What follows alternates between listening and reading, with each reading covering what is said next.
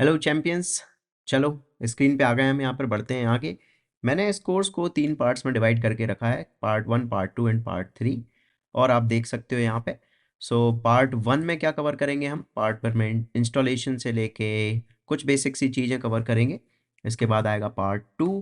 Part 2 में ये सारी चीज़ें कवर करेंगे जहाँ पर different type of loops and programs होंगे। एंड एक छोटा सा गेम भी होगा, mini project kind of. And then we have part 3। Part 3 में हम कवर करेंगे डेटा स्ट्रक्चर्स जैसे कि array, multi dimensional array and methods and string API. ये सारी चीज़ें जब आप कर लोगे उसके बाद आप तैयार हो जाते हो उन क्वेश्चंस को सॉल्व करने के लिए। ये आपके वो टूल्स हैं, फंडामेंटल्स हैं जो कि हमें चाहिए ही चाहिए। अगर आप एक बिगनर हो तो डेफिनेटली आपको इसे कम्प्लीटली देखना चाहिए, प्रैक्टिस करना चाहिए। अराउंड 25 प्रॉब्लम्स तो मैं आपको यहीं पे सॉल्व करा दूंगा। और जिन क्वेश्चंस की हमने बात करी थी, एक्चुअल लॉजिक बिल्डिंग जिनसे होती है, वो इन वीडियोस के बाद आएंगे। क्यों आएंगे? क्योंकि कोई भी क्वेश्चन हो उसको सॉल्व करने के पहले आपको एक लैंग्वेज तो आनी आनी चाहिए। और हम इसमें उतनी लैंग्वेज सीखेंगे, उतनी जावा सीखेंगे जितनी मैटर करती है। That's why it's the series name is learn what matters. आपने हमारी दूसरी सीरीज़ भी में भी देखी हो, उनको भी आपने काफ़ी प्यार दिया। आई होप कि ये भी आपको पसंद आएगा। और अगर कहीं कोई दिक्कत समस्या फंसे तो मैं बैठा हूँ, कमेंट में आप लिख के दीजिए मुझे। आप मुझे मैसेज कर सकते हो others.serians पे, इंस्टाग्राम पे। वहाँ पर भी मैं आपके जो भी प्रॉब्लम्स होंगे उनको रिजॉल्व करने की कोशिश करूंगा। आप हमारे डिस्कॉर्ड कम्युनिटी को भी ज्वाइन कर सकते हैं। ऑलराइट, पार्ट 1 स्टार्ट करते हैं। पार्ट 1 एंड चैप्टर 1, ये दोनों फाइल्स कर देता हूँ यार मैं क्लोज। और nice. Part 1 chapter 1 it is. Chapter 1 installation of Java and IntelliJ. आपको सारी चीज़ें जो भी मैं कवर कराऊंगा सब कुछ यहाँ पर मैंने फाइल्स के फॉर्म में लिख के दिया हुआ है, और इनकी लिंक्स आपको डिस्क्रिप्शन में मिल जाएंगी। इससे होगा ये कि आप अपना रिवीजन क्विकली कर पाओगे। मैं यहाँ पे भी सेम टू सेम ऐसे ही पैटर्न का सहारा लेता हूँ अपने ऑफलाइन इंस्टीट्यूट में। अभी तक मैं 3,500 स्टूडेंट्स को करीब पढ़ा चुका हूँ। और इस फाइल से रिवीजन करना काफ़ी आसान हो जाता है। हमें इंटरनेट पे पहुंचना है और लिखना है डाउनलोड जावा। राइट, डाउनलोड जावा लिखने के बाद आपको एक वेबसाइट मिलेगी oracle.com, एक वेबसाइट मिलेगी java.com। आपको java.com पे क्लिक नहीं करना है। हाँ, वो लाल बटन दिख रहा है, नहीं दबाना है। हमें जाना है जावा डाउनलोड्स oracle.com पे। और यहाँ पर आपको अपना वर्जन सेलेक्ट करना है, जो भी लेटेस्ट वर्जन है उसके साथ स्टिक रहिए, कोई दिक्कत नहीं है। और ऑपरेटिंग सिस्टम पता ही होगा आप कौन सा यूज़ कर रहे हो। जिनको नहीं पता है कि उनका ऑपरेटिंग सिस्टम क्या है, मैं बताऊंगा। ऑपरेटिंग सिस्टम तुम्हारा है विंडोज़। ठीक, तुम्हें चुपचाप से विंडोज़ वाले सेक्शन में जाना है, x64 इंस्टॉलर पे ये वाली लिंक पे क्लिक करना है। ये सेटअप डाउनलोड होगा। सेटअप क्या होता है? सॉफ्टवेयर। उस पर आप डबल क्लिक मारोगे तो वो फाइल एग्जीक्यूट होगी और इंस्टॉल होने लगेगी। जब तक नेक्स्ट का बटन आ रहा है तब तक आप दबाते रहिए और इंस्टॉलेशन हो जाएगा। काफ़ी आसान है। This is the first one which you need. And the next thing you need is an IDE। अब देखो IDE क्या होता है, दो चीज़ें होती हैं, एक होता है एडिटर, एक होता है IDE। एडिटर जैसे कि VS कोड। VS कोड में ना आपके पास वो सारी चीज़ें नहीं आती हैं जो आपको जावा की प्रोग्रामिंग करने के लिए चाहिए, या फिर वो सारी चीज़ें नहीं आती जो आपको पाइथन की प्रोग्रामिंग करने के लिए चाहिए। उस एडिटर को आपको with the help of extensions एक काइंड ऑफ आईडी में कन्वर्ट करना पड़ता है। लेकिन जब आप बात करते हो कोई एक डेडिकेटेड आईडी जैसे कि इंटेलिजे, तो this ID is made for Java. Java and Kotlin के लिए ही ये बनाई गई है। और उससे रिलेटेड जो भी सारे टूल्स होंगे वो आपको इसमें अवेलेबल मिल जाए अवेलेबल हो जाएंगे, और हम डायरेक्टली उन्हें यूज़ कर सकते होंगे। Okay, download IntelliJ IDEA. यहाँ पर आप जाना, ये नीले बटन इस पर क्लिक मत करना, ये हमसे इतना पैसा ले लेगा जितना तुम्हारे एक सेमेस्टर की फ़ीस होगी। प्राइसिंग में अगर जाओगे तो $599 इसकी कॉस्ट है, लेकिन हमें ये नहीं चाहिए। हम इंडियंस हैं जनाब, हमें चाहिए फ्री वाला कंटेंट दे दो प्लीज़। इंटेलिजे कम्युनिटी एडिशन हमें ये चाहिए। और डाउनलोड पर जैसे ही आप क्लिक करेंगे, और इस वेबसाइट की खास बात ये है कि ये ऑटोमेटिकली पता लगा लेती है कि आपका जो अंडरलाइंग ऑपरेटिंग सिस्टम है वो क्या है, और उसी के हिसाब से आपको यहाँ पर एक्सटेंशन भी देखने को मिलेगा। एक्सटेंशन क्या होता है? एक फाइल की पहचान, कि वो किस टाइप की फाइल है, कहाँ पर चलेगी। DMG मतलब है कि ये मैक पे चलेगी, .exe का मतलब है वो आपके विंडोज़ ऑपरेटिंग सिस्टम में चलेगी। ओके, डाउनलोड करना है। Installation process is just same जैसे कि हमने जावा को इंस्टॉल किया था। ऑलराइट, इतना करने के बाद आपको या तो विंडोज़ की दबाना है, या तो अपना सर्च पे आना है, और यहाँ पर आपको लिखना है इंटेलिजे। ठीक है, इंटेलिजे आइडिया कम्युनिटी एडिशन, कुछ ऐसा ओपन होगा, हो सकता है थोड़ा सा स्लो ओपन हो अगर आपकी कोई पुरानी मशीन है, अगर नई मशीन होगी तो बहुत तेज खुलेगा। ओके, सो यहाँ पर आपको न्यू प्रोजेक्ट का बटन ढूंढना है। फर्स्ट टाइम खोलोगे बीच में दिखेगा, अगर आप ऑलरेडी कभी इसको यूज़ कर चुके हो तो आपको पता ही है कि क्या प्रोसेस है। न्यू प्रोजेक्ट पे हमें क्लिक करना है and after clicking that name देना है आपको प्रोजेक्ट का। इट कुड बी एनीथिंग, एक प्यारा सा नाम, लिटरली एक प्यारा सा नाम आप यहाँ पर लिख सकते हो, लेकिन आपको एक देना है कायदे का नाम। कायदे का नाम क्या है? Learn what matters. ठीक, यूट्यूब के इस करोड़ों ट्यूटोरियल्स के जंजाल में वो सीखिए जो मैटर करता है। आप स्टिक रहिए मेरे साथ इस वीडियो के एंड तक, और जो मैंने आपको पार्ट्स दिखाए उतने आप कवर कीजिए। आई एम वेरी श्योर कि आपको जो जावा का बेसिक है, फंडामेंटल्स जो हैं वो कवर अप हो जाएंगे, आपको समझ में आएंगी चीज़ें और आप क्वेश्चन भी सॉल्व कर पाएंगे, मेरा वादा आपसे। Okay, so learn what matters मैंने इसको नाम दिया। लैंग्वेज जावा रखनी है, इंटेलिजे, लोकेशन जो भी है उसको रहने दीजिए डिफ़ॉल्ट, कोई दिक्कत नहीं है। यहाँ पर ऐड सैम्पल कोड पे हमें क्लिक नहीं करना है, अगर ये ऑटोमेटिकली सिलेक्टेड है आप इसे डीसेलेक्ट कर दीजिए and just click on create. ऐसा करने के बाद आप पहुंच जाएंगे इस विंडो पे। दिस इज़ अ विंडो जहाँ पर ये क्रॉस का बटन और मिनिमाइज मैक्सिमाइज के बटन होते हैं, इसको हम विंडो बोलते हैं। ओके, विंडो पे पहुंचने के बाद आपको कुछ बेसिक सी चीज़ें यहाँ पर करनी है, जैसे कि सेटिंग्स में कुछ बदलाव। सो हम जाएंगे सेटिंग्स पे। सेटिंग का बटन आपको या तो राइट टॉप पे मिलेगा या तो लेफ्ट टॉप में मिलेगा विंडोज़ में। ओके, अपीयरेंस में आपको थीम वगैरह जो भी अपने हिसाब से चाहिए आप सेलेक्ट कर सकते हैं। फॉन्ट साइज जो आपकी आंखों को सूटेबल लगे वो आप सेलेक्ट कर सकते हैं। एडिटर में आके आपको जनरल में जाके फॉन्ट साइज ये टिक कर देना है जिससे कि आप पिंच इन और पिंच आउट कर पाएँ, ठीक, जिससे कि हम अपना font on the go code लिखते टाइम बढ़ा पाएँ, घटा पाएँ। नाइस। और इसके बाद फॉन्ट में आप आ सकते हो, यहाँ पर आप एक ओवरऑल फॉन्ट बढ़ा सकते हो अपने एडिटर का। ये वाला जो फॉन्ट था ये हमारे आईडी का फॉन्ट था, पूरे सॉफ्टवेयर का फॉन्ट था दिस। और ये एडिटर के अंदर आपको जो भी सेटिंग्स मिलेंगी they will be only related to the editor. Editor कौन? एडिटर जहां पर हम कोड लिखेंगे, राइट। सो इतना करने के बाद अप्लाई ओके आप कर देना, दैट्स इट। आपको एक सेटिंग और चाहिए यहाँ पर, इम्पोर्ट्स।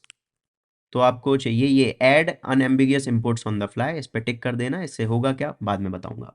ओके करने के बाद अप्लाई कर देना एंड दैट्स इट। तो दीज आर द सेटिंग्स जो हमें चाहिए थी। नेक्स्ट थिंग हमें जो चाहिए वो है क्या? पहला प्रोग्राम। बढ़िया, हमने प्रोजेक्ट बना लिया, हमने आईडीई समझ लिया क्या होता है, डिफरेंस समझ लिया वीएस कोड और एक फुल फ्लेज्ड आईडीई में, राइट। आप चाहो तो वीएस कोड भी यूज़ कर सकते हो, कोई परेशानी नहीं है, आप उसमें जावा के कुछ प्लगइन्स ऐड करो एंड दैट्स इट। लेकिन अगर कहीं समस्या आई तो भाई आपको थोड़ा परेशान होना पड़ेगा, जो बात है सो है, ठीक है। तो मेरा सजेशन रहेगा कि आप एक आईडी चलाना भी सीख लो। आई नो कि आप वीएस कोड में कंफर्टेबल हो, लेकिन इसको भी चलाना सीखो क्योंकि इंडस्ट्री का स्टैंडर्ड यही है when it comes to Java and all, right. So पहला प्रोग्राम हमें लिखना है, उसके लिए हमें बनानी पड़ेगी अपनी एक फाइल।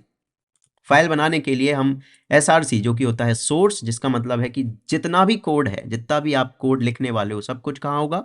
सोर्स फोल्डर में होगा। राइट क्लिक करेंगे, न्यू पे जाएंगे, जावा क्लास सेलेक्ट करेंगे और यहाँ पर एक नाम देंगे। नाम कुछ भी हो सकता है, अगेन थोड़ा सा सेंसिबल नाम, विद द फर्स्ट लेटर, जो पहला लेटर है कैपिटल्स में। क्यों? उसका रीज़न है, बाद में बताऊंगा। फिलहाल के लिए इतना कर देना। और इतना करने के बाद आप देख सकते हो कि आपको एक लाइन लिखी हुई मिलेगी, पब्लिक क्लास डेमो। ये क्या है आज हमें फ़र्क नहीं पड़ता। इस सीरीज़ का नाम है learn what matters, and learn what matters में हम उतना सीखते हैं उस दिन के लिए जितना हमें ज़रूरी होता है। आज का गोल है हमारा पहला हेलो वर्ल्ड प्रोग्राम लिखना।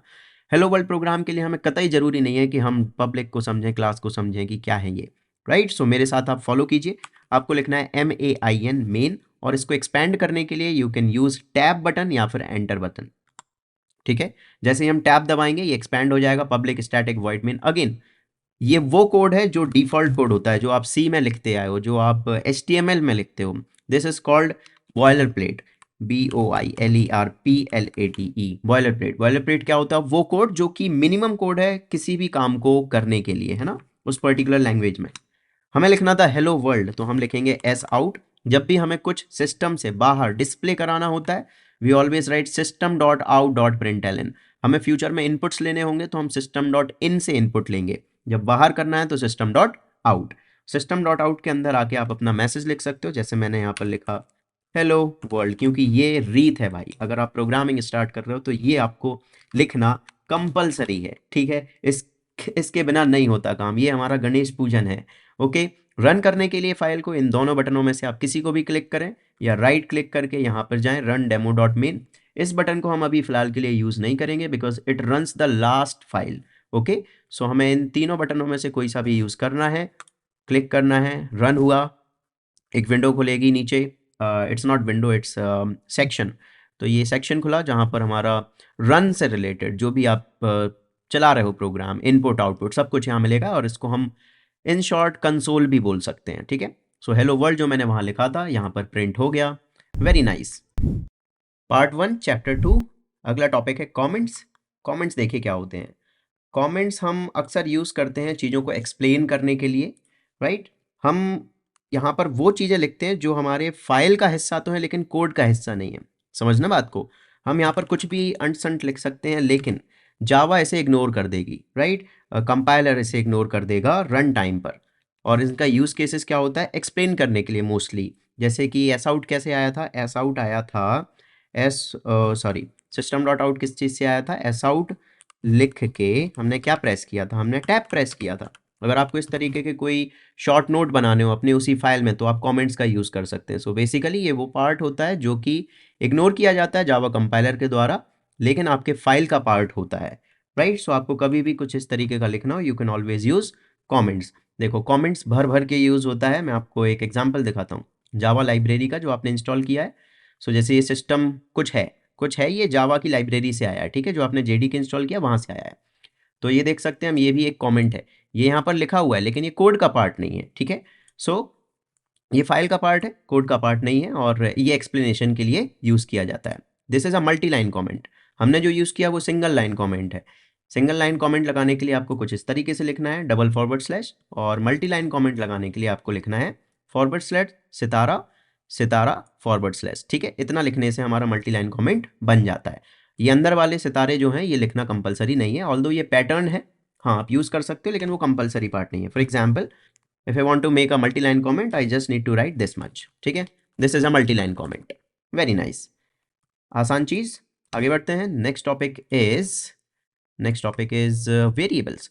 वेरिएबल्स किसी भी प्रोग्रामिंग लैंग्वेज का ऐसा मानो कि सार होते हैं पूरा, क्योंकि अगर जब भी बात आती है डेटा की, बिना डेटा के तो आप प्रोग्रामिंग करते नहीं हो, और जब डेटा की बात आती है तो बात आती है स्टोरेज की कि हम इसे स्टोर कहाँ करें, और जब स्टोरेज की बात आएगी तो वहाँ पर डेटा टाइप एक्शन में आता है और दूसरी चीज़ जो एक्शन में आती है उसका नाम है वेरिएबल। फॉर एग्जाम्पल मेरे पास यहाँ पर क्या है, ये बोतल है, ठीक है। बोतल, इसको आप एक कंटेनर समझो, ठीक है। क्या है ये, कंटेनर है। इसके अंदर अभी फिलहाल क्या भरा हुआ है, पानी भरा हुआ है, और हम देख सकते हैं कि पानी भी एक लिमिट तक भरा हुआ है। इसकी एक मिनिमम भी होती है वैल्यू और एक मैक्सिमम वैल्यू भी होगी कि हम यार इससे ज़्यादा इसमें पानी नहीं भर सकते। लेकिन जैसे ये कि ये कंटेनर है, कितनी बार बनाया होगा अपन ने, ये एक बार बनाया होगा, एक बार ही इस बोतल का निर्माण हुआ है, और इसके बाद हम चाहें तो इस पानी को यहाँ से हटा के इसमें पेट्रोल भर सकते हैं, हम चाहें तो वो पेट्रोल हटा के उसमें दूध भर सकते हैं, हम चाहें तो इसमें कोई भी लिक्विड भर सकते हैं, राइट। आप यहाँ पर मेरा मतलब समझ पा रहे हो। दिस इज़ अ कंटेनर और इसमें हमने वैल्यूज़ डाली हैं, इसमें हमने कुछ डेटा डाला है और उस डेटा को मैं चेंज कर सकता हूँ। इसी चीज़ को हम बोलते हैं वेरी करना, चेंज होना, है ना। और यहीं से शब्द आता है वेरिएबल। सो आप इसी का एग्जाम्पल यहाँ पर हम लिख के देखते हैं बोतल का, और इसको एक नाम देना पड़ेगा, तो नामकरण करो फटाफट इसका। Let's call it brownie. Okay, so brownie इसका नाम है, ब्राउन कलर की थी थोड़ी सी। सो मैंने यहाँ पर लिखा, let me remove this line. Okay, so इसमें मैंने टाइप क्या सेट किया, मैंने टाइप किया सेट लिक्विड की। यार इसमें जो भी आइटम रखूंगा मैं वो हमेशा किस टाइप का रखूंगा, लिक्विड टाइप का रखूंगा। नाम मैंने क्या रखा है इसका, ब्राउनी रखा, और इसमें करेंटली जो वैल्यू है वो क्या है, वाटर है, ठीक है। अगर मैं इतना कर देता हूँ तो this is how we declare and initialize a variable. हाँ, लिक्विड, वाटर, ब्राउनी ये सब वैलिड चीज़ें नहीं है, वैलिड चीज़ें आ रहे हैं, वैलिड डेटा पे आ रहे हैं 1 मिनट बाद। आप फिलहाल के लिए बस इतना समझो, और इतना लिखने के बाद इंटेलीजे इसे रजिस्टर भी कर लेता है। रजिस्टर का मतलब क्या है कि जब भी मैं बी लिखूंगा तो बी से मेरे को सजेशन जो मिलेंगे, देखो इसमें क्या लिखा आ रहा है, brownie, and brownie is what, it is a variable, right. We लिखा है, वी मतलब होता है वेरिएबल, और राइट हैंड साइड में हम देख सकते हैं इसका टाइप क्या है, लिक्विड। तो लिक्विड भी रजिस्टर हो गया, लेकिन जावा उसे समझ नहीं पा रही है फिलहाल। इंटेलीजे रन टाइम पे समझेगी जावा, इंटेलीजे यहाँ पर समझ नहीं पा रहा कि लिक्विड क्या है, वाटर क्या है। अगर इस टाइप का कोई हम टाइप बना लेते हैं, डेटा टाइप, तो वो भी ये वैलिड वैल्यू हो जाएगी। लेकिन फिलहाल के लिए जो आपको डेटा दिखता है सुबह से शाम तक, it is mostly either numbers और टेक्स्ट। सही है ना? आप सुबह से शाम तक या तो नंबर्स देखते हो, या तो आप टेक्स्ट देखते हो, या तो आप देखते हो इमेजेस एंड ऑल, है ना, और वीडियोस। ठीक है, इमेजेस, वीडियोस, पीडीएफ्स, इन सबको हम फाइल्स में कंसीडर कर लेते हैं। और फिलहाल के लिए दो चीज़ों पे फोकस करते हैं, which is numbers and text. Numbers को रिप्रेजेंट कराने के लिए हमारे पास कुछ डेटा टाइप्स होते हैं, और टेक्स्ट को रिप्रेजेंट कराने के लिए हमारे पास स्ट्रिंग नाम का एक डेटा टाइप होता है, राइट। तो इन डेटा टाइप्स के अंदर चलते हैं, थोड़ा सा इन्हें समझते हैं।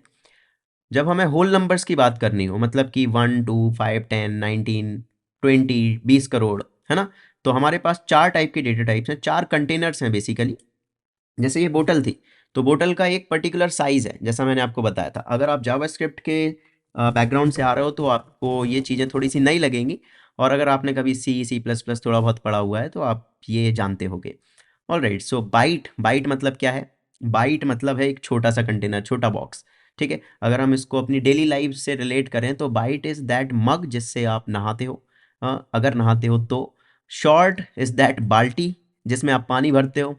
Int is that container, container syntax की टंकी जो हमारी छत पे लगी होती है ना। हाँ, डिफरेंस थोड़ा सा हैवी होता है, पहले मग बहुत छोटा होता है, बाल्टी में कई सारे मग बन सकते हैं, तो रेशियो वैसे ही कुछ होता है। Long, long is I would say, क्या यार, अब क्या बचा, सिंटेक्स की टंकी भी हो गई, नहीं नहीं नहीं। इंट को तुम ऐसा मानो कि जो छोटी टंकी होती है, मतलब जो हमारे नॉर्मली घर पे रखी होती है, वो मानो, और लॉन्ग को वो बड़ी वाली टंकी मानो जो छत पे रखी है। ठीक, क्योंकि इससे बड़ी वैल्यूज भी एग्जिस्ट करती हैं, फ्लोट और डबल। फ्लोटिंग नंबर्स का मतलब होता है पॉइंट वाली value. 8.9 it will be a floating value. इसको हम कतई क्या नहीं बोलेंगे, डेसिमल वैल्यू नहीं बोलेंगे, डेसिमल नंबर नहीं बोलेंगे, इसे हम बोलेंगे एक फ्लोटिंग नंबर। फ्लोटिंग नंबर्स में हमारे पास हैं दो data types, and they are float and double. अगर हमें कुछ भी पॉइंट वाला लिखना है, फ्लोट और डबल का यूज कर सकते हैं। कैर मतलब होता है एक सिंगल कैरेक्टर, बुलियन मतलब होता है एक डिसीजन, ट्रू या फॉल्स, और स्ट्रिंग मतलब होता है डबल कोट्स में लिखी जाने वाली कोई भी एक वैल्यू, एक मैसेज, जो कि होता है कॉम्बिनेशन ऑफ कैरेक्टर्स। ठीक है, इनके बारे में मैं आपको थोड़ा थोड़ा बता देता हूँ। बाइट का हमें एज सच कुछ यूज़ करना नहीं है कभी, बाइट और शॉर्ट का। इंट का हमें यूज़ करना है, so int a equals to, int की जो मैक्सिमम वैल्यू होती है, it is 21474836647 on the positive side, and on the negative side -21474836648, minus में एक ज़्यादा होती है। Don't worry too much about these values, ये याद हो जाती हैं यार, प्रोग्रामिंग करते करते याद हो जाती हैं, आपको रटना नहीं है, बिल्कुल नहीं रटना। मुझे पता नहीं कितने सालों तक ये याद नहीं हुई थी। All right, so this is the max value, you can store it, store inside the int. अगर मुझे इससे बड़ी वैल्यू स्टोर करनी है तो मुझे फिर अपना डेटा टाइप जो है वो बढ़ाना पड़ेगा, इसे मुझे करना पड़ेगा लॉन्ग। हम एक प्रॉब्लम यहाँ पे देख सकते हैं कि ये लॉन्ग में स्टोर होने, लॉन्ग में वैल्यू रेंज जो है वो आ रही है लेकिन स्टोर नहीं हो पा रही है। और आप थोड़ा सा ध्यान दोगे तो पूरी लाइन पर रेड लाइन नहीं है ना, हमारे पूरे स्टेटमेंट पर रेड लाइन नहीं है, सिर्फ इस हिस्से पर रेड लाइन है। तो यहाँ पर एक रूल आता है जावा का कि एवरी इंटीजर कांस्टेंट, जब भी आप कुछ ऐसा हार्ड कोडेड नंबर लिखोगे, every integer constant will be considered as int in Java. ठीक, तो जावा को ये समझ ही नहीं आ रहा कि आपने जो कांस्टेंट लिखा है ये क्या क्या है, क्या है ये वैल्यू। अगर हम ऐसा नॉर्मली लिखते हैं तो वो इंट की रेंज में आता है, और ये इंट की रेंज से बाहर है। तो हमें एक लॉन्ग कांस्टेंट बनाने के लिए एल का यूज़ करना पड़ता है, तो हम इसके लास्ट में लगा देंगे एल। तो एल लगाना हमेशा बुरा नहीं होता, है ना। यहाँ पर आप छोटा बड़ा साइज अनुसार लगा सकते हो, कोई दिक्कत नहीं है, छोटा एल लगाओ बड़ा एल लगाओ, दोनों से ही क्या बनता है, long constant. Same goes with the floating numbers. अगर मैं लिखूं double D equals to 8.9, valid है, कोई दिक्कत नहीं, कोई परेशानी नहीं। यहाँ पर रूल जो होता है वो ये है कि कोई भी आप नंबर लिखते हो पॉइंट वाला, it will be considered as double by default. तो अगर मैं इसे अगर एक फ्लोट में स्टोर करने की कोशिश कर दूं तो ये बोलेगा टाइप मिसमैच हो गया भाई। रन करेंगे अगर इसे हम तो ये बोलेगा मुझसे कि incompatible type, possible lossy conversion from double two float. जब ऐसा कुछ आए ना तो कभी भी वैल्यूज को कंसिडर मत किया करो, हमेशा कंसिडर किया करो टाइप को। ठीक, क्योंकि टाइप्स पे बात होती है मोस्ट ऑफ द टाइम। यहाँ पर 8.9 हाँ फ्लोट के अंदर है, लेकिन बाय डिफॉल्ट इसको किस चीज़ में कंसिडर किया जा रहा है, डबल में। तो अगर मुझे एक फ्लोट कांस्टेंट बनाना है तो मैं यूज़ करूंगा एफ, छोटा एफ बड़ा एफ, हमारी इच्छा। ऑल राइट, और शायद ही यार आपको ऐसी चीज़ें कभी यूज़ करनी पड़ेंगी, दीज आर जस्ट बेसिक्स जो मेरा धर्म बनता है आपको बताना। और हार्डली आप इन्हें कभी ज़िंदगी में यूज़ करोगे, यकीन मानो। लॉजिक बिल्डिंग में तो बहुत रेयर चांस है, मैंने ही शायद आज तक इसे कभी कोई लॉजिक बनाते टाइम यूज़ किया होगा। मैंने अभी तक बहुत सारे क्वेश्चन कर लिए, नंबर 500-600 क्वेश्चन के ऊपर सॉल्व कर चुका हूँ, जावा, डीएसए, एवरीथिंग, लॉजिक बिल्डिंग, लेकिन अभी तक मैंने इसको यूज़ नहीं किया। ओके, सो आगे बढ़ते हैं। कैर, कैर मतलब होता है एक single character. Char CH equals to single quote में एक कैरेक्टर, राइट। और इसको मैं प्रिंट कराऊंगा, अगर ए को तो मुझे ए को नहीं, सॉरी, CH को अगर मैं प्रिंट कराता हूँ तो मुझे क्या मिलेगा, मुझे मिलेगी वो वैल्यू जो कि स्टोर्ड होगी इसके अंदर, राइट। एक खास चीज़, आपने एस्काई का नाम शायद सुना होगा, नहीं सुना तो हम क्विकली गूगल पे जाएंगे, यहाँ पे सर्च करेंगे ASCII वैल्यूज़, ठीक है, और उससे हमें कुछ मिलेगा, एस्काई टेबल मिलेगी। एस्काई टेबल में आप जाके देखोगे तो हर एक डिज़ाइन का, ये जो ABCD होते हैं ना, ये डिज़ाइंस हैं, just pixels on the screen. इनकी जो एक्चुअल वैल्यू होती है वो इंटीजर में होती है हमेशा। तो छोटे ए को डिनोट किया जाता है 97 से, कैपिटल ए को 65 से, स्पेस को 32 से, और नंबर्स हमारे जो 0 1 2 3 होते हैं वो 48 से। तो अगर आप चाहें तो ये 4 वैल्यूज याद भी कर सकते हैं, आप फ्रूटफुल रहेंगी। और नहीं कर पाओगे तो कोई बात नहीं, मैं आपको कोर्स के दौरान जब जब यूज़ होंगी तब तब बताता जाऊंगा, राइट। तो अगर मैं चाहूँ तो इसके अंदर कैपिटल ए की जगह मैं स्टोर कर सकता हूँ 97। क्या रिजल्ट में कोई डिफरेंस मिलेगा? रिजल्ट में कोई डिफरेंस नहीं मिलेगा। मैंने इसको चलाया, वापस से मुझे क्या मिला, ए मिला, तो फर्क नहीं पड़ता। एज लॉन्ग एज यहाँ पर कैर लिखा हुआ है, it will always show you the design part, right. चाहे आपने उसमें 97 स्टोर किया हो, चाहे डिजाइन स्टोर किया हो, फर्क नहीं पड़ता। ऑलराइट, मैंने अभी अभी फॉर्मेटिंग करी इस कोड की, देखो ये यहाँ पर आ रहा था एक्चुअली। चलो देख लेते हैं कि अगर कुछ कभी कोड ऐसा गड़बड़ हो जाए, ऐसा कुछ आड़ा टेढ़ा लिख जाए, नहीं इतना आड़ा टेढ़ा भी नहीं सॉरी, इतना आड़ा टेढ़ा चलेगा। अगर ऐसा कुछ हो जाए तो इसको फिक्स कैसे करें? आपको दबाना है control alt L on Windows and option command L on Mac. ऐसे ही प्रेस करते साथ आपका ये जो भी कोड था ये फॉर्मेट हो जाएगा और सुंदर दिखने लगेगा। सुंदर कोड दिखना बहुत आवश्यक है भाई। चलो आगे बढ़ते हैं। एक सवाल है हमारे पास, बूलियन इज वेरी इजी, मैं आपको इफ एल्स के टाइम पे से पढ़ाऊंगा। स्ट्रिंग, स्ट्रिंग इज अगेन यार very very easy. String name equals to double quote के अंदर कोई भी एक वैल्यू। फॉर एग्जाम्पल मेरा नाम यहाँ पर मैंने लिखा, बाय द वे मेरा नाम है आदर्श गुप्ता, आप मुझे इंस्टा पर मिल सकते हो आदर्श डॉट शेरियंस, SHERYIANS, ठीक है। कोई भी दिक्कत आती, कोई भी परेशानी, कोई भी सवाल, कोई भी जवाब, सब यहाँ पर आपसे बातचीत करने के लिए मैं तत्पर तैयार। आदर्श डॉट शेरियंस पे इंस्टाग्राम। ओके, सो अगर मुझे नाम स्टोर करना है, string is my go through thing. Okay, let's remove it. और अगला जो हमारा क्वेश्चन है उसको करते हैं, print the sum of two numbers. हमें दो नंबर्स इनपुट में लेने हैं, फिलहाल इनपुट में नहीं लेने, हमें हार्ड कोडेड लिखने हैं। इनपुट बहुत जल्दी लेंगे हम चैप्टर नंबर 4 में। ओके, सो हमें दो नंबर्स चाहिए, int a equals to some value और int b equals to some value, ठीक है।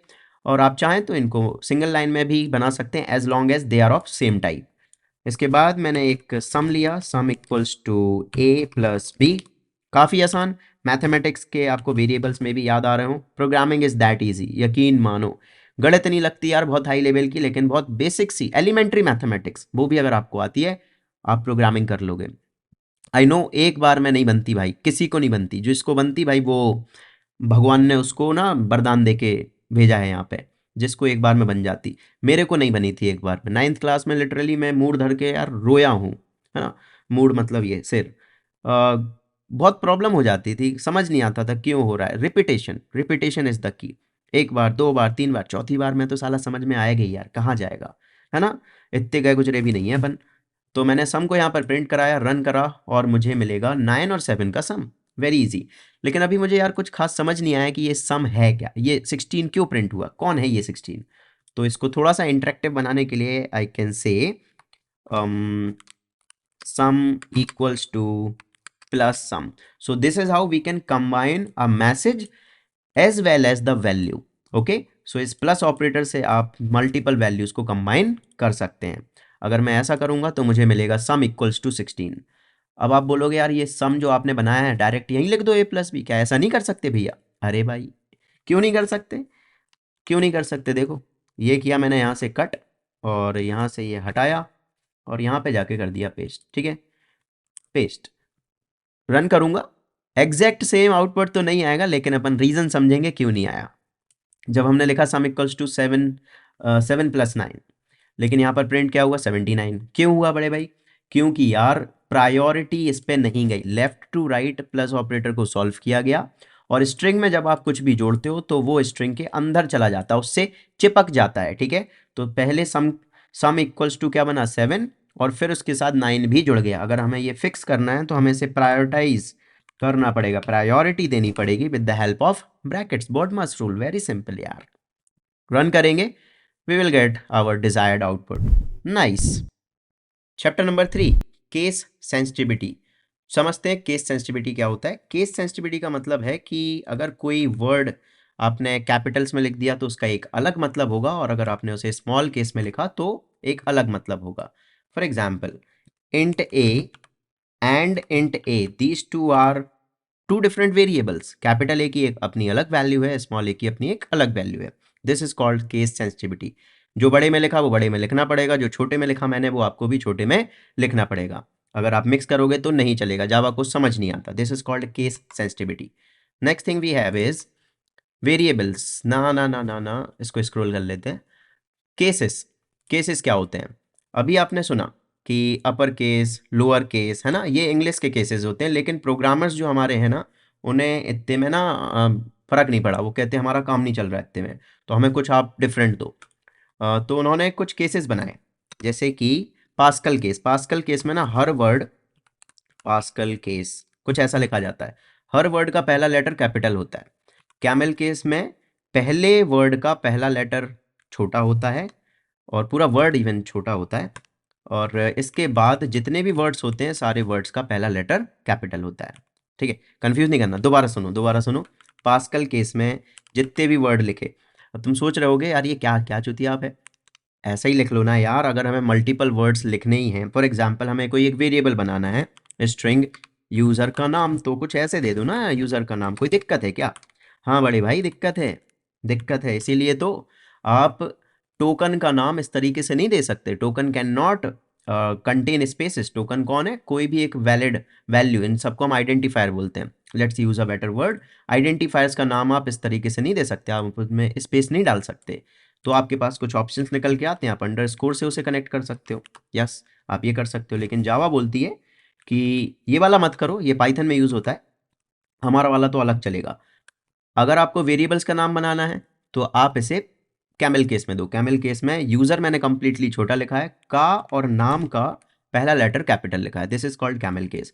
अगर मुझे ये पास्कल केस में लिखना होता, वैसे वेरिएबल्स का नाम हम पास्कल केस में बनाते नहीं, हम क्लासेस का नाम पास्कल केस में देते हैं। सो यूजर, नॉट दिस, या यूजर का नाम। इससे होता क्या, रीडेबिलिटी भी बढ़ जाती है, और आपका जो स्पेस वाली प्रॉब्लम है वो भी सॉल्व हो जाती है।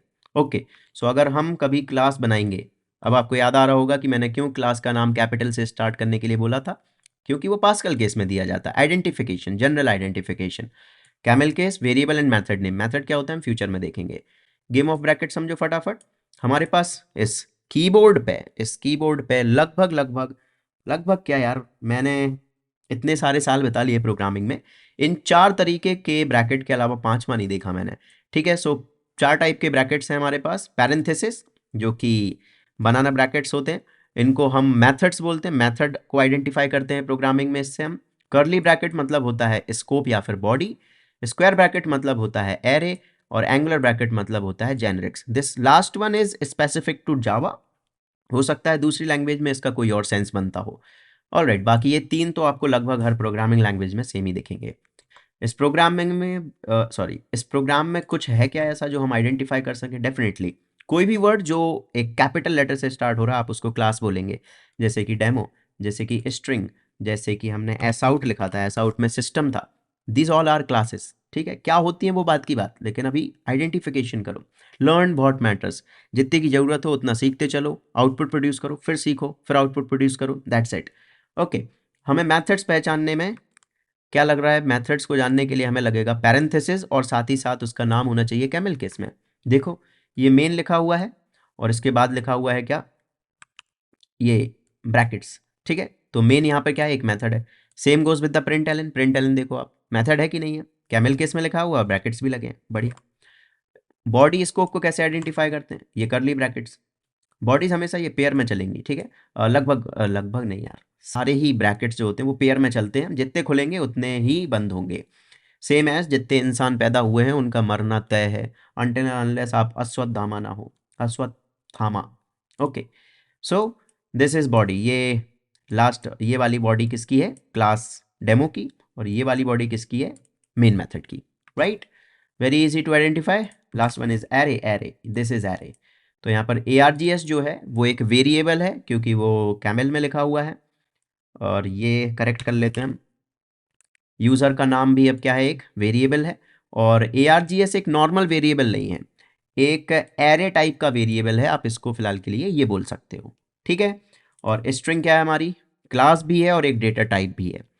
आई नो काफ़ी ओवरवेलमिंग हो रहा है, लेकिन ये जनरल आइडेंटिफिकेशन है, आप सिर्फ इतने बेसिक्स याद रखो, आप मोस्टली चीज़ें जावा में आइडेंटिफाई कर पाओगे। ये आपको शायद किसी किताब में नहीं मिलेंगे, ये मेरे पिछले 5 सालों के पढ़ाने वाले और उसके पहले 5 साल जो मैंने पढ़ाई करी है उसके एक्सपीरियंस से आया है। ये जो भी मैंने फाइल में लिखा है किताबों से नहीं लिखा है, फुली जो एक्सपीरियंस मैंने कमाया है उससे लिखा हुआ है। सो आप इस पे रिलाय कर सकते हो, राइट। Chapter 4 taking inputs. तो अभी तक हम जो प्रोग्राम्स बना रहे थे देवर वेरी जेनेरिक यार, हर बार आपको सेम आउटपुट मिलता है। प्लस का जो सम था, प्लस का सम, जो सम वाला हमारा प्रोग्राम था उसमें सेम आउटपुट आपको देखने को मिल रहा था। थोड़ा सा इंटरेस्टिंग बनाते हैं, थोड़ा सा इंटरेक्टिव बनाते हैं। तो इनपुट लेने के लिए हम एक API का यूज़ करते हैं। API क्या होती है, वो प्री रिटन कोड जो कि आपके लाइब्रेरी के साथ आया और उसे आप यूज़ कर सकते हो अपना काम करने के लिए। ऐसा समझ लो कोई कोड है जो ऑलरेडी लिखा हुआ है और उसका यूज़ करके हम और कुछ नया क्रिएट कर सकते हैं, राइट। सो हमने जो इंस्टॉल किया था जावा, वो यहाँ आपको दिख जाएगी जावा 21। तो ये इतना सारा कोड आपको जो मिला है आप इसका यूज़ कीजिए और कुछ नया बिल्ड कीजिए, इजी। सो हमें इनपुट लेने के लिए चाहिए क्या, scanner.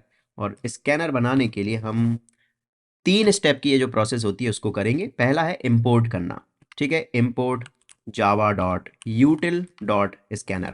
What is this import thing, import is like जैसे आप लाइब्रेरी में जाते हो ना, स्कूल की कॉलेज की, वहाँ से किसी कोने में जाते हो, किसी एक सेक्शन में जाते हो, फिर किसी ड्रॉर को खोलते हो, तो इट्स मच लाइक दैट कि जावा के अंदर जाओ, यूटिल पैकेज के अंदर जाओ, और उसके अंदर आपको एक API मिलेगी जिसका नाम क्या है, स्कैनर, और उसे हमें यूज़ करना है, तो इंपोर्ट करना होता है।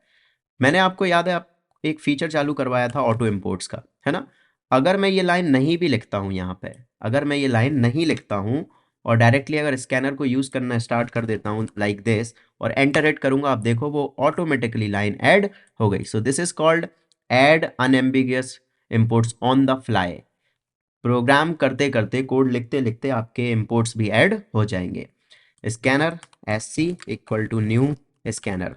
अब ये क्या होता है भैया, ये है इंस्टेंस क्रिएट किया हमने। क्या क्रिएट किया, जब भी हम कोई भी एक API का यूज़ करना चाहें तो हमें उसका पहले एक इंस्टेंस क्रिएट करना पड़ता है, and this is how you can create an instance. ठीक है, अभी इस इंस्टेंस वाली चीज़ में ज़्यादा डीप में मत जाना, सिर्फ इतना समझो फिलहाल के लिए। जब हमें कुछ इनपुट में लेना होता है तो हम system.in which is standard input उससे कनेक्ट करते हैं अपने आप को, राइट। एंड स्कैनर एक जरिया है जिससे हम system.in से अपने आप को कनेक्ट कर सकते हैं अपने प्रोग्राम को। इसके बाद इनपुट लेने की प्रक्रिया बहुत ही सरल है। हमारे पास जितने भी डेटा टाइप्स थे, हर डेटा टाइप के लिए इसके पास एक मेथड होता है। अगर हमें बाइट इनपुट लेना है, नेक्स्ट बाइट, शॉर्ट इनपुट लेना है, next short, for int, next int, long, next long, float, next float, double, next double, and Boolean, next Boolean, right. Strings के लिए भी कुछ मेथड है, हम जो चला के देख रहे हैं वो है next int. In the same manner जैसे मैं आपको नेक्स्ट इंट समझा रहा हूँ, एग्जैक्टली काम करेंगे आपके बाकी सारे मेथड्स भी। तो मुझे 2 नंबर्स का इनपुट लेना था, तो इंट A। अच्छा, इसको इंटरेक्टिव बनाना है तो ऐसा आउट में लिखेंगे नंबर दे दो प्लीज़, नंबर दे दो। किसका नंबर मांग रहे हैं, नहीं, मुझे चाहिए एक वैल्यू, वैल्यू दे दो प्लीज़, ठीक है। हम एक अच्छे डेवलपर हैं तो हम हर सेंटेंस के आगे प्लीज़ लगा देते हैं, कष्ट नहीं देते यार हम अपने कस्टमर को। इंट A जैसा हम पहले लिख रहे थे, आपने लिखा था एक सॉलिड वैल्यू, सॉलिड वैल्यू अब नहीं आएगी।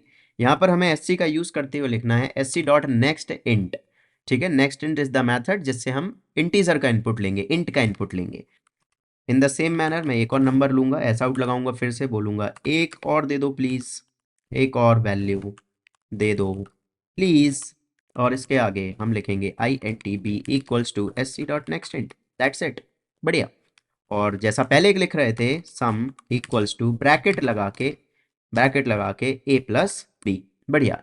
इस प्रोग्राम को अगर मैं रन करता हूँ तो अच्छे तरीके से हमें यहाँ पर दिखेगा कि ये मांग रहा है हमसे एक वैल्यू हमने दी, एंटर मारा, दूसरी वैल्यू मांगी, एक और वैल्यू हमने दी, और इसने हमें सम प्रिंट करके दिया 17। So now this is much better than the previous. आप कितनी बड़ी वैल्यू डाल लो, हाँ, इंटीजर की रेंज पार मत करा देना, और ये कैलकुलेट करके हमें दे देगा।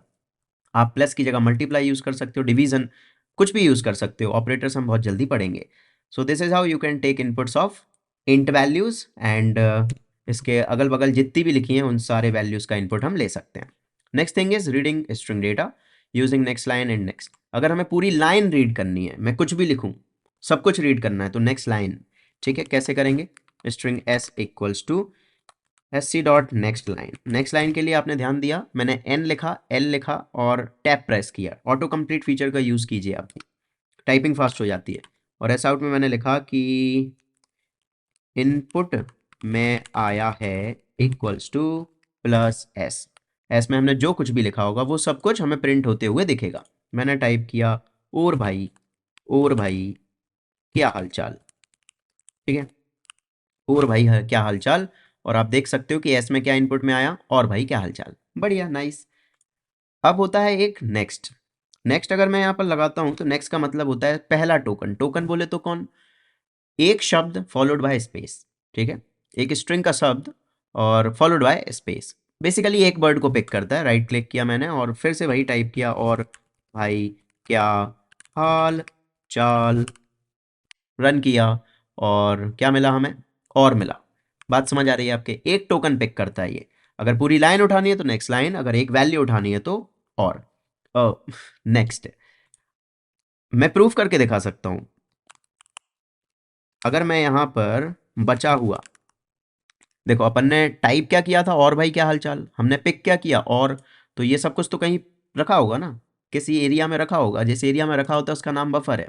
तो अगर बफर में ये सब कुछ बचा है तो मुझे वो मिल जाएगा किसी अगले वेरिएबल में।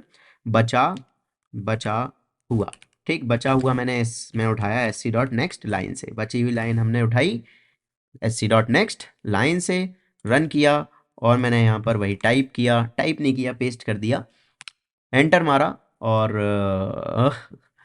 आउटपुट भी तो लगाना है यार। एस आउट BACHA हुआ बराबर प्लस बचा हुआ, ठीक है। और फिर से हमने इसको रन किया और किया हमने इसे पेस्ट।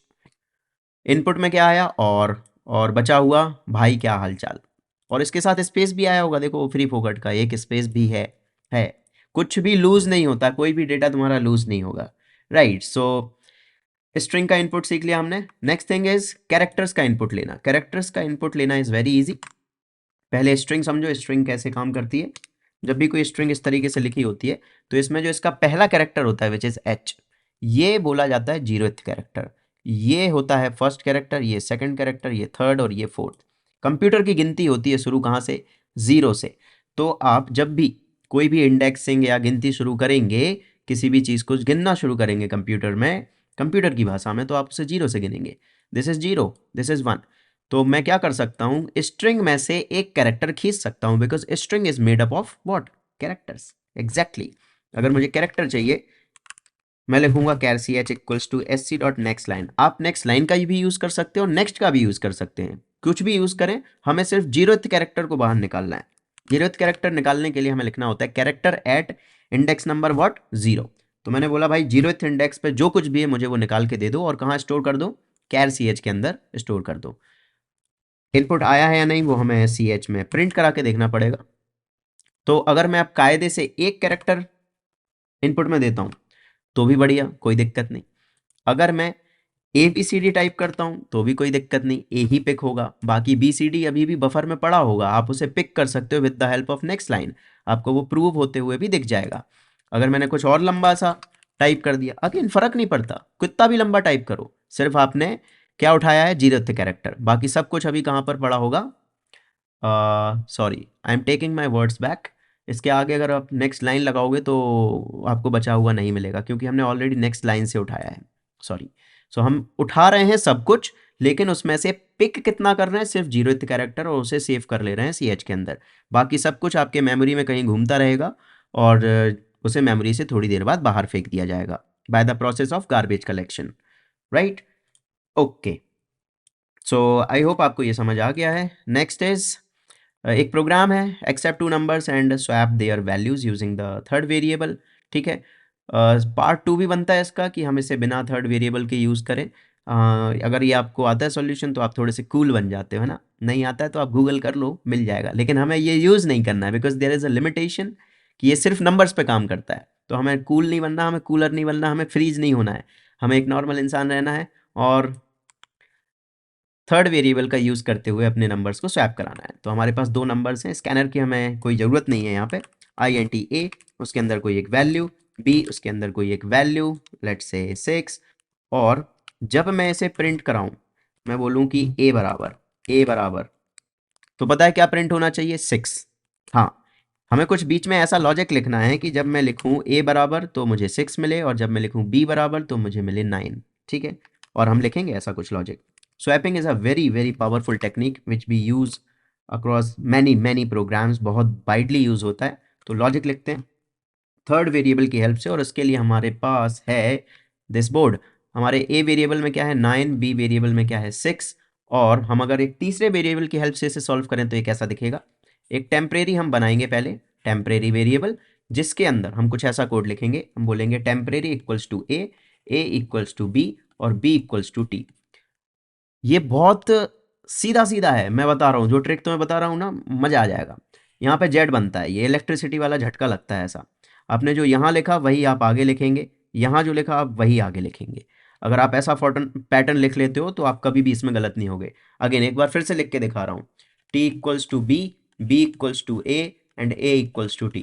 ये दिख रहा है, ये दिख रहा है, ये सेम होने चाहिए, बस दैट्स इट। आप किसी भी तरीके से जाओ, आपको आंसर सही मिलेंगे। ठीक, मैं इसको जरा सा सॉल्व करके दिखाता हूँ कैसे ये काम कर रहा है। तो टी में हमने पहले वो वैल्यू सेव कराई जो ए के अंदर थी, तो ए के अंदर क्या था 9, तो मैंने 9 की कॉपी बना ली यहाँ पे। टेम्परेरी बोल रहा हूँ मैं इसे। ए के अंदर वो डालो जो बी के अंदर है, ए के अंदर वो हटाओ जो था और वो डालो जो बी के अंदर है, दैट इज 6। बी के अंदर वो डालो जो टेम्परेरी के अंदर है, बढ़िया, तो 6 हटेगा और 9 आएगा। यू कैन सी, काम बन गया हमारा। तो अगर हम ये 3 लाइन का कोड सीख लेते हैं, और सीखने की जो कला है वो भी मैंने आपको बता दी, वेरी इजी, राइट। सो मैं लिखूंगा INT temporary equals to A equals to B और B equals to T, that's it. बढ़िया, इतना लिखने के बाद अगर मैं इसे रन करता हूं तो मुझे मिलेंगी updated values. Here they are, very nice. Chapter 5 operators. Operators आप जिंदगी भर से पढ़ते आए हैं, और डिफरेंट टाइप के ऑपरेटर्स, अरिथमेटिक, रिलेशनल, लॉजिकल आपने 11th-12th में पढ़े होंगे, कहीं ना कहीं पढ़े होंगे, है ना। चलो शुरू करते हैं। प्लस माइनस मल्टीप्लिकेशन वैसे ही काम करते हैं जैसे ये करते आए हैं। डिवीज़न भी इवन वैसे ही काम करता है जैसे करता आया है। बस एक रूल छोटा सा होता है जिसको हमें याद रखना है कि इंटीजर बटे integer will always be integer. बात को समझना बड़े भाई, है ना। मैंने यहाँ पर लिखा answer int ANS equals to A divide by B। ठीक है, मैंने ये किया, और एस आउट में मैंने आंसर को कराया प्रिंट। तो अभी हमें क्या मिलने वाला है, 9/6 जब हम करेंगे तो कितनी बार डिवाइड होगा, 1.5 टाइम्स डिवाइड होगा। लेकिन इंटीजर्स की अगर हम बात कर रहे हैं, INT की बात कर रहे हैं, तो पॉइंट का कोई मसला ही नहीं है यार, पॉइंट ड्रॉप कर दिया जाएगा। जो भी वैल्यू बचेगी पॉइंट हटाने के बाद वो प्रिंट होगी। अगर वो 0 होगी तो 0 प्रिंट होगी, अगर वो 1 होगी तो 1 प्रिंट होगी। सिंपल सा फंडा है। आप बोलोगे भैया अगर मैं इसको ना डबल कर दूं तो बात बन जाएगी क्या, मसला तो यार अभी भी वही है ना, integer upon integer, integer upon integer will always produce integer. तो A अपॉन B ने अगेन क्या प्रोड्यूस किया, 1। 1 को स्टोर कराया आपने डबल में, तो कुछ खास फर्क नहीं पड़ गया। आपको पॉइंट में वैल्यू तब तक नहीं मिलेगी जो आप एक्सपेक्ट कर रहे हैं, तब तक नहीं मिलेगी जब तक आपके एक्सप्रेशन का पार्ट ना हो डबल, राइट। तो अनटिल एंड अनलेस हम इसको डबल ना बनाएं, हमें एक्सपेक्टेड वैल्यूज नहीं मिलेंगी, राइट। तो इस रूल को याद रखना डिवीजन के रिगार्डिंग, काफ़ी easy. Next thing is mod. Mod का मतलब क्या होता है, मॉड का मतलब होता है यार डिवीजन। डिवीजन के बाद जो वैल्यू बच जाती है ना वो, फॉर एग्जांपल A की वैल्यू है 9 और B की वैल्यू है 6, मैंने किया A मॉड B, मुझे क्या मिलेगा, 6 को मैं डिवाइड करूँगा 9, पता नहीं यार ये ऐसा शेप क्यों बनाते थे स्कूल टाइम में, ये अब गंदा लगने लगा मुझे। एक बार डिवाइड होगा, बचेगा कितना 3। तो दिस 1 इज़ द वैल्यू जो आपको 9 डिवाइड 6 से मिलेगी, and this is the value जो आपको 9 मॉड 6 से मिलेगी। Easy. So remainder is the value जो कि आपको मॉड से मिलने वाली है। याद रखना इसको, काफ़ी इंपॉर्टेंट है। Next is plus plus and minus minus. यार ये थोड़े से कॉम्प्लिकेटेड होते हैं, स्पेशली अगर आप फर्स्ट टाइम पढ़ रहे हो, और चाहे आप फर्स्ट टाइम पढ़ रहे हो चाहे नहीं पढ़ रहे हो, अगर आपको कभी भी ज़िंदगी में इनमें कोई समस्या गई है तो वो समस्या आज सॉल्व हो जाएगी। मैं तुम्हें लिखित में सिग्नेचर करके दे सकता हूँ, गारंटी मेरी। ध्यान से सुनना, ध्यान से समझना, थोड़ा सा फोकस करना पड़ेगा हमें, तो ध्यान से सुनो। प्लस प्लस का मतलब होता है वैल्यू को आप +1 करेंगे, what ever is the value वो वैल्यू होगी +1। अगर माइनस माइनस लगाए तो इसका मतलब होता है वैल्यू 1 से घटेगी, right. Both of these operators are only applicable on what, variables. Variables पे ही लगते हैं, वेरिएबल्स के अलावा ये किसी और चीज़ पे नहीं लगते। For example they can be applied as this, plus plus A plus plus, minus minus A minus minus. जब पहले लगता है तो इसे बोलते हैं हम प्री, और जब बाद में लगता है तो इसे बोलते हैं हम पोस्ट। ठीक है, बहुत सिंपल सा फंडा है प्री और पोस्ट का। प्री मतलब होता है plus plus A, this is कि आप पहले इसे चेंज करो। ऑपरेटर का मतलब होता है चेंज, और वेरिएबल का मतलब होता है यूज। इस सिंपल फंडे को यूज कर लेना। ठीक है, इसको ऐसा समझो कि ये तुम्हारा डोमिनोज वाला सिस्टम है। ठीक, डोमिनोज का मतलब क्या होता है? डोमिनोज का मतलब होता है पहले आप पे करते हो और फिर इसके बाद उसे क्या करते हो, कंज्यूम कर सकते हो, है ना। तो इन दोनों शब्दों को कुछ ऐसे ही समझना। और पोस्ट जो होता है, पोस्ट पेमेंट करेंगे, बाद में करेंगे, पहले हम खा लेंगे, कंज्यूम कर लेंगे। तो ए प्लस प्लस अगर लिखा है तो पहले हम यूज़ कर लेंगे और फिर करेंगे उसे चेंज। बेसिकली इसका मतलब क्या हुआ कि पहले हम कंज्यूम करेंगे। ये आपका कोई भी एक लोकल रेस्टोरेंट हो सकता है, जैसे भोपाल की बात करें तो यहाँ पर एक बापू की कुटिया एक जगह है ना, बापू की कुटिया। कोई भी एक नॉर्मल होटल मान लो, वहाँ पर आप पहले क्या करोगे, कंज्यूम करोगे, इसके बाद आप पैसा पेमेंट करते हो, है ना। तो इसको इस तरीके से याद रख सकते हो। या फिर आप वेरिएबल अगर दिख रहा है तो इसका मतलब है यूज़, और अगर हमें ऑपरेटर पहले दिख रहा है तो उसका मतलब है चेंज। Very simple. एक एक्सप्रेशन लिखता हूँ, a इक्वल्स टू 5 और b equals to a plus plus plus plus plus of b plus plus of a। ठीक है, ऐसा कुछ एक्सप्रेशन आपको देखने को मिलेगा। इसका हो सकता है पहले भी देखने को मिला लेकिन आप पहले से सॉल्व नहीं कर पाए, लेकिन आज के बाद आपको इसमें समस्या नहीं आएगी। a प्लस प्लस, पहले क्या दिख रहा हमें, वेरिएबल। वेरिएबल की करंट वैल्यू क्या है, 5, यूज़ कर लो। प्लस प्लस का मतलब क्या है, बढ़ाना है बाय 1, तो अब बढ़ा दो। फंडा समझ आया कि अगर बाद में लगा है तो यहाँ पर 5 आया, लेकिन एक्चुअल वैल्यू कितनी हो चुकी है, 6। प्लस जैसा था वैसा लगा दिया। इस बार हमें क्या देखने को पहले मिल रहा है, ऑपरेटर। ऑपरेटर का मतलब चेंज, तो चेंज किया और फिर उसके बाद हमें क्या मिला, वेरिएबल, तो फिर हमने उसे यूज़ किया। तो फाइनल आंसर क्या आया, 12 आया। हाँ भैया बात तो वही हो गई ना, ए प्लस ए लिखते तो भी बात वही हो रही है। हाँ हो रही है, लेकिन आप देखो ना वैल्यूज़ को देखो। अगर ये एक्सप्रेशन थोड़ा सा और तिरछा होता तो आपको कुछ अलग वैल्यूज़ देखने को मिलती। एक दो क्वेश्चन और सॉल्व करते हैं और इसके बाद मैंने आपके लिए 20 क्वेश्चन का ये सेट बनवा के रखा है जिसको आप sherians.com पे जाके सॉल्व कर सकते हैं। बताता हूँ उसके बारे में भी थोड़ा सा। एक एक्सप्रेशन और सॉल्व करते हैं, ए इक्वल्स टू लेट से 5, एंड हमारे पास एक और वेरिएबल है बी इक्वल्स टू 3, और c equals to plus plus of b minus A minus minus minus minus minus of b plus A plus plus plus a minus minus. ठीक है, ऐसा कुछ है। इसको सॉल्व करते हैं। देखो ध्यान से, प्लस प्लस ऑफ बी, पहले क्या है, ऑपरेटर, तो बढ़ा दो इसे, 3 का कर दो पहले 4, और 4 को यूज़ कर लो, माइनस जैसा लगा दो। फिर क्या मिला हमें, ए, तो ए मिला, ए को यूज़ कर लो, और फिर क्या मिला, उसका ऑपरेटर, माइनस माइनस है, घटेगी वैल्यू, 4 हो जाएगी। माइनस लगा दो, माइनस माइनस पहले घटा दो, फिर इसके बाद उसे यूज़ कर लो, प्लस ए प्लस प्लस, ए की करंट वैल्यू क्या है, 4 है, यूज़ कर लो, बढ़ा दो बाय 1, 5 हो जाएगी। प्लस लगा दो, ए की वैल्यू अभी क्या है, 5 है, यूज़ कर लो, माइनस माइनस मतलब कि घटा दो। तो इस एक्सप्रेशन के बाद ए की फाइनल वैल्यू क्या आई, 4, बी की फाइनल वैल्यू क्या आई, 3, और सी की वैल्यू आप कैलकुलेट कर लो। 4 से भैया 4, 4 से 4 नहीं कटा, 5 से 5 जरूर कट गया, और ये आ गई वैल्यू 5। 4 और 4 8, 8 में से 3 गया तो बचा 5। तो this is how you solve these expressions. And मैंने आपके लिए 20 क्वेश्चन क्यूरेट कराए हैं इस लिंक पे। ये लिंक मैं चालू करवा दूंगा अभी शायद ये चालू नहीं है व्हाइल रिकॉर्डिंग दिस लेक्चर। मैं एक बार आपको कॉपी करके दिखाता हूँ कि एग्जैक्टली है क्या। देखो विज, विज मतलब होता है एक शॉर्ट टेस्ट। ये हमारे शेरियंस ऑफलाइन के लिए हमने बनाया था फीचर, और हम इसको एक्सटेंसिवली यूज़ करते हैं। मतलब मैं अपने जावा के कोर्स में, सिर्फ जावा के कोर्स में, जो कि 55 क्लासेस का कोर्स होता है जावा का, जिसमें 150 क्वेश्चन करीब हम सॉल्व करते हैं और जावा से रिलेटेड तमाम चीज़ें सीखते हैं, ऑब्जेक्ट ओरिएंटेड एंड सब कुछ। उसमें लगभग लगभग मैं 250 के करीब क्वेश्चन सॉल्व करा देता हूँ एमसीक्यू वाले विज से। सो विज क्या है, एक एमसीक्यू प्लेटफॉर्म है, और इसकी कुछ लिंक्स और शायद मैं ऐड करके आपको दूंगा। जब तक आप तक ये पहुंचेगा इसमें कुछ लिंक्स और ऐड हो जाएंगी। आप अपने क्रोम पे जाएंगे और वहाँ पे जाके ब्राउज़र पे जाके इसे आप पेस्ट कर सकते हैं। जैसे ही आप पेस्ट करेंगे serials.com/viz/something, और इस जगह पर आप पहुंच जाएंगे। Test is not accepting responses, क्योंकि अभी ये ऑफ है। मैं इसको ऑन करा दूंगा। आपको 20 क्वेश्चन मिलेंगे यहाँ पे, और उससे पहले आपको फिल करना पड़ेगा आपका ईमेल एंड नेम, जिससे कि आप जो भी सिलेक्ट कर रहे हैं उसकी एक कॉपी बन के आपके ईमेल पर ट्रांसफ़र भी हो जाए। हाँ, काफ़ी यूजेबल एंड कूल फीचर है ये, and these are the things जिसके लिए सेरियंस यहाँ पर भोपाल में जाना जाता है। All right, one more thing, one more thing क्या है, हाँ, वेज देते टाइम कोई सा भी वेज आप दें हमारा, कभी भी स्विच मत करना, कोई सा भी टैब स्विच मत करना, विंडो स्विच मत करना। बहुत हाई सिक्योरिटी लगी है उस पर।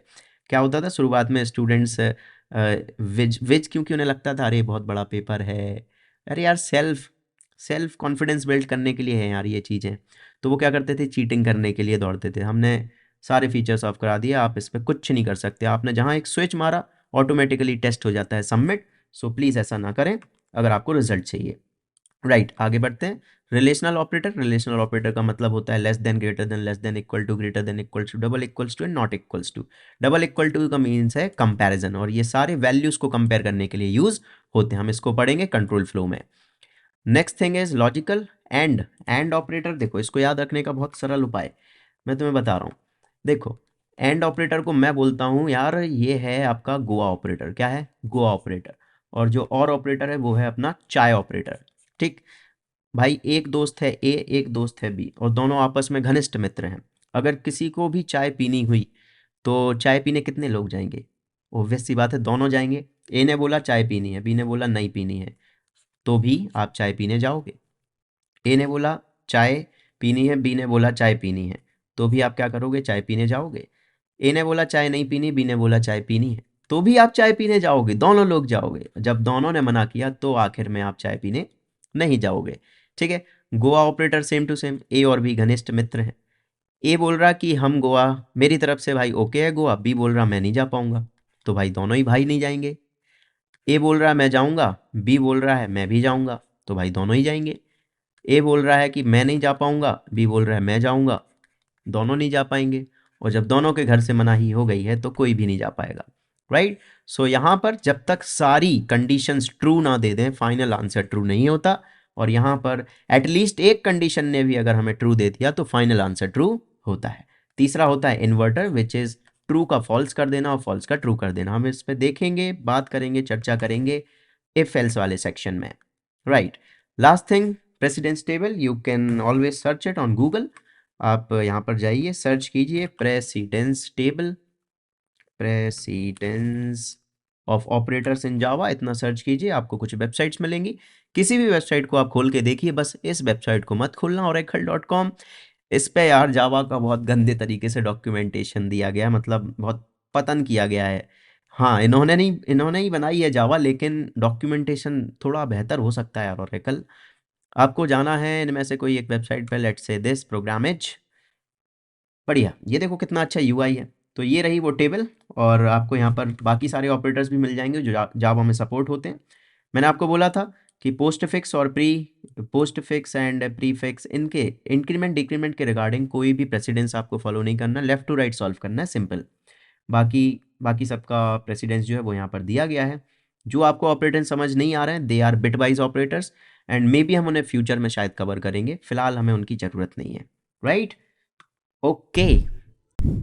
Chapter 6 math API. चलो एक और एपीआई हमें सीखनी है, क्योंकि यार बिना गणित के ना कुछ होता नहीं है। प्रोग्रामिंग में हल्की फुल्की गणित तो लगती रहती है, एलिमेंट्री मैथमेटिक्स तो चलती रहती है। और उसके लिए अगर हम पूरा कोड खुद से लिखने लगे तो हमारे लेबरा लग जाएंगे। So there are pre built function जो आपको मिल जाते हैं, उनको हमें यूज़ करना सीखना है। मैथ एपीआई इसका नाम है एंड चलो यूज़ करके देखते हैं। मैथ एपीआई को यूज़ करने के लिए हमें उसका नाम पुकारना है। It's a little bit different than scanner. Scanner के लिए हमने उसे इंपोर्ट किया था, फिर उसका ऑब्जेक्ट बनाया था, इंस्टेंस क्रिएट किया था। इतना सब कुछ नहीं करना, आपको लिखना है सिर्फ मैथ डॉट। हाँ, कोई भी क्लास जो हम बाहर की यूज़ कर रहे हैं, कोई भी एपीआई जो हम बाहर की यूज़ कर रहे हैं, उसे इंपोर्ट तो करना ही करना पड़ता है, लेकिन मैथ मैथ क्लास के साथ थोड़ा सा स्पेशल है फंडा। अच्छा मुझे ये बताओ, हमने स्कैनर को तो इंपोर्ट किया था लेकिन स्ट्रिंग को तो इंपोर्ट नहीं किया। स्ट्रिंग हमारे प्रोग्राम में फिर भी है। हमने जब एस आउट लिखा था तो हमने सिस्टम को भी इंपोर्ट नहीं किया। सो ये क्लासेस कहाँ से आ रही हैं? So there is a package called java.lang package, और वो बाय डिफ़ॉल्ट पूरा का पूरा इंपोर्टेड रहता है, ठीक है। यहाँ पर आप उसे लिखो चाहे ना लिखो फ़र्क नहीं पड़ता। इंपोर्ट java.lang सितारा। सितारा मतलब है ऑल। लैंग पैकेज की जितनी भी क्लासेस हैं बाय डिफ़ॉल्ट आपको मिलती हैं, ठीक है। ये बहुत बेसिक सी चीज़ें हैं जो आपको किसी भी प्रोग्राम को चलाने के लिए चाहिए ही चाहिए। दैट्स वाई ये ऑटोमेटिकली इंपोर्टेड होता है। सो मैथ क्लास भी कहाँ से आती है? java.lang से आती है। नाइस। तो हम यहाँ पर लिखेंगे मैथ डॉट, ठीक है। मैथ का एम कैपिटल होगा क्योंकि वो एक क्लास है। बेंच लिखा ही नहीं पा रहा। हाँ, तो इसमें बहुत सारे मेथड्स होते हैं ये, और इतने सारे मेथड्स की हमें नीड नहीं है। साइन कॉस थीटा हम उससे ज़िंदगी भर से बचते आए हुए हैं, दोबारा उनके पास नहीं जाना। मैंने कुछ नाम यहाँ पर लिख के दिए हैं। एबीएस, एबीएस का मतलब होता है अनसाइंड वैल्यू। अगर आपकी कोई वैल्यू नेगेटिव आ रही है, देखो ए माइनस भी हमें कई बार करना पड़ता है और हमें नहीं पता कि ए बड़ा है या बी बड़ा है, तो आप वहाँ पर math dot A B S का यूज़ कर सकते हैं। फॉर एग्जाम्पल हमारे पास दो वैल्यूज़ हैं, I N T A equals to something, मुझे नहीं पता क्या है, बी इक्वल्स टू समथिंग, ठीक है, और ये इनपुट में आ रही हैं, लेकिन मुझे इनका डिफरेंस प्रिंट कराना है, वो भी एब्सोल्यूट, राइट। मुझे फ़र्क नहीं पड़ता ए बड़ा है बी बड़ा है, माइनस नहीं आना चाहिए, जो भी है डिफरेंस नज़र आना चाहिए। तो मैं वहाँ पर यूज़ कर सकता हूँ math dot A B S of A minus B, right. So A minus B लिखने से क्या होगा, हमें मिलेगी वन वैल्यू, नेगेटिव नहीं आएगा, ठीक, बढ़िया। तो ये मॉड जैसा काम करता है। फ्लोर मतलब होता है आपकी अपर वैल्यू। कोई भी एक पॉइंट वाली वैल्यू आपने दी, कोई भी एक पॉइंट वाली वैल्यू दी, हमने लिखा मैथ डॉट फ्लोर। फ्लोर है सील है, अच्छा फ्लोर है, कोई भी एक पॉइंट वाली वैल्यू दी, और इसका लोअर पार्ट क्या है? फ्लोर मतलब नीचे, धरातल, ठीक है। लोअर वैल्यू क्या है? 5 है, तो ये 0.8 जो है ना, ये पोर्शन हट के यहाँ पर आ जाएगा 0। हमेशा एक पॉइंट वाली वैल्यू को ऐसा समझो, अगर ये फ्लोर है और ये सील है, तो 5 और 6 के बीच की वैल्यूज़ यहाँ पर फ्लोट करेंगे बीच में, और अगर हमने फ्लोर लगाया होगा उनमें से किसी भी वैल्यू पे, फ़र्क नहीं पड़ता 5.01 है या फिर 5.99 है, फ़र्क नहीं पड़ता। मैथ डॉट फ्लोर लगाने से हमेशा हमें लोअर वैल्यू मिलती है, विच इज़ 5.0, राइट। चाहे मैं यहाँ पर क्या लिखूँ, 01 लिखूँ, चाहे 999 लिखूँ, round is a different thing, ठीक है। राउंड जैसा काम करता है वो मैथमेटिक्स में, वो भी है हमारे पास। फ्लोर थोड़ा डिफरेंट काम करता है, कुछ ऐसा। और सील अगर हम लगा देते हैं, इसका जस्ट ऑपोजिट अपर वैल्यू देगा हमें, ये हमें देगा 6.0, राइट। चाहे आपने लिखा हो 5.01, चाहे आपने लिखा हो 5.999, फ़र्क नहीं पड़ता। ये सीलिंग हमें क्या देगा? सीलिंग हमेशा हमें अपर वैल्यू देगा। Round on the other hand थोड़ा सा डिफरेंटली काम करता है, जैसा मैथमेटिक्स में करता आ रहा था ज़िंदगी भर से, वैसा ही काम करता है। 5.5 से अगर बड़ी वैल्यू होगी तो आपको अपर मिलेगा, नहीं तो लोअर मिलेगा, exact. Next we have is SQRT, square root अगर कभी निकालना हो तो स्क्वायर रूट का यूज़ करो। कैसे यूज़ करेंगे? Math dot SQRT of what value, of 9 का निकाल लेते हैं। 9 का तो हमें आता है 3, 9.8 का आता है क्या तुम्हें? हाँ, ये 9.8 का भी निकाल देगा, होशियार है बहुत, ठीक है। Square root, CBRT cube root, power, power बोले तो ए की पावर बी, अगर हमें कभी पावर निकालनी हो, कैलकुलेट करनी हो, तो हम क्या लिखेंगे? POW, एंड इसके अंदर मैंने बोला 4 की पावर 5 निकाल दो। 4 की पावर 5 क्या होता होगा? 4 की पावर 5 होता है मतलब 2 की पावर 10, 2 की पावर 10 होता है कितना? 1024 शायद, बढ़िया, 1024। ये शुरू होता है 2, 4, 8, 16, 32, 64, 128, 256। ऐसा नहीं, मुझे आता नहीं है हिंदी में बोलना, हिंदी में आता है, तुम्हें शायद नहीं आता होगा। 128, 256, 512, 1024, 2048, 4096 और सो ऑन। ओके, सो ये होती हैं 2 की पावर्स। नाइस, पावर हमें समझ में आ गया। Next we have is round. Round में आपको बता चुका हूँ। मैक्स और मिन अगेन बहुत आसान है। मैक्स आपसे 2 नंबर लेगा और जो भी उनमें से बड़ा होगा वो रिटर्न करके दे देगा। मिन जो भी वैल्यू छोटी होगी वो रिटर्न करके दे देगा। इजी। तो क्वेश्चन है हमारे पास, हमें यार कैलकुलेट करना है कंपाउंड इंटरेस्ट एंड प्रिंट करना है। अच्छा, कंपाउंड इंटरेस्ट का फार्मूला क्या होता है भैया? फार्मूला होता है इसका, याद है मुझे, तुम्हें याद है क्या? अमाउंट का फार्मूला होता है P इंटू 1+R/100 की पावर n। n क्या होता है? टाइम होता है। तो मैं फॉर्मूला नॉर्मलाइज कर रहा हूँ बस, इसका आप कोड खुद लिखेंगे, ठीक है? बहुत आसान है। तो अमाउंट के लिए हमें प्रिंसिपल, रेट और टाइम इनपुट में ले लेना है, कोई दिक्कत नहीं है, ले लेंगे, इनपुट आता है हमें, हम ऐसा भी लिख लेंगे। लेकिन इसको प्रोग्रामिंग में कैसे लिखें? P मल्टीप्लाइड बाय, इसको पहले रिजॉल्व करो, 100+R/100, ये आपकी एक वैल्यू हो गई। और इस पे आपको लगाना है पावर। तो ये हो गई हमारी पहली वैल्यू और पावर हो गई दूसरी वैल्यू, और इसको हम अनरैप कर देंगे POW से। बात को समझ पा रहे हो? थोड़ा सा हमें जगह की शॉर्टेज पड़ गई। देखो यहाँ पे हम लिखेंगे P multiplied by math dot power of this, एक एक्स्ट्रा ब्रैकेट लग जाएगा, खत्म बात, ठीक है? और फ्लैट करके लिखूं तो परफेक्टली क्या लिखेंगे हम लिखेंगे एक सिंगल लाइन की अगर बात करें, मैथ डॉट POW, एक ब्रैकेट, दो ब्रैकेट, तीसरा ब्रैकेट में आएगा 100+R, ठीक है? इसके बाद आएगा डिवाइड बाय 100, फिर इसके बाद दूसरा ब्रैकेट क्लोज होगा, फिर आएगा कॉमा n, और फिर आएगा ये तीसरा। This is the formula. अगर आप ये कोड में लिख देते हो तो आपका अमाउंट निकल जाएगा, राइट? इसी तरीके से एक और है क्वेश्चन, वो क्या है? वो है accept 3 sides of triangle and calculate the area using Heron's formula. Heron's formula क्या होता है? ट्राइंगल का एरिया निकालना है, ABC, और हमारे पास 3 वैल्यूज हैं। सबसे पहले हम S कैलकुलेट करते थे, याद है आपको? तो A+B+C डिवाइड बाय 3। बड़े भाई अगर आपने ये इनपुट्स इंटीजर में लिए तो integer upon integer is always integer. ध्यान रखना, या तो आपने ये डबल में लिए हो इनपुट्स, या फिर आपने यहाँ पर .0 का यूज़ किया हो, अदरवाइज आपको कैलकुलेशन में सही आंसर्स नहीं मिलेंगे, राइट? इसके बाद आपको निकालना है एरिया। एरिया का फॉर्मूला होता है अंडर रूट। अंडर रूट कैसे लगेगा? स्क्वायर रूट से। तो हम लिखेंगे math dot SQRT of what? S into S minus A into S-B into S-C। समझ आया?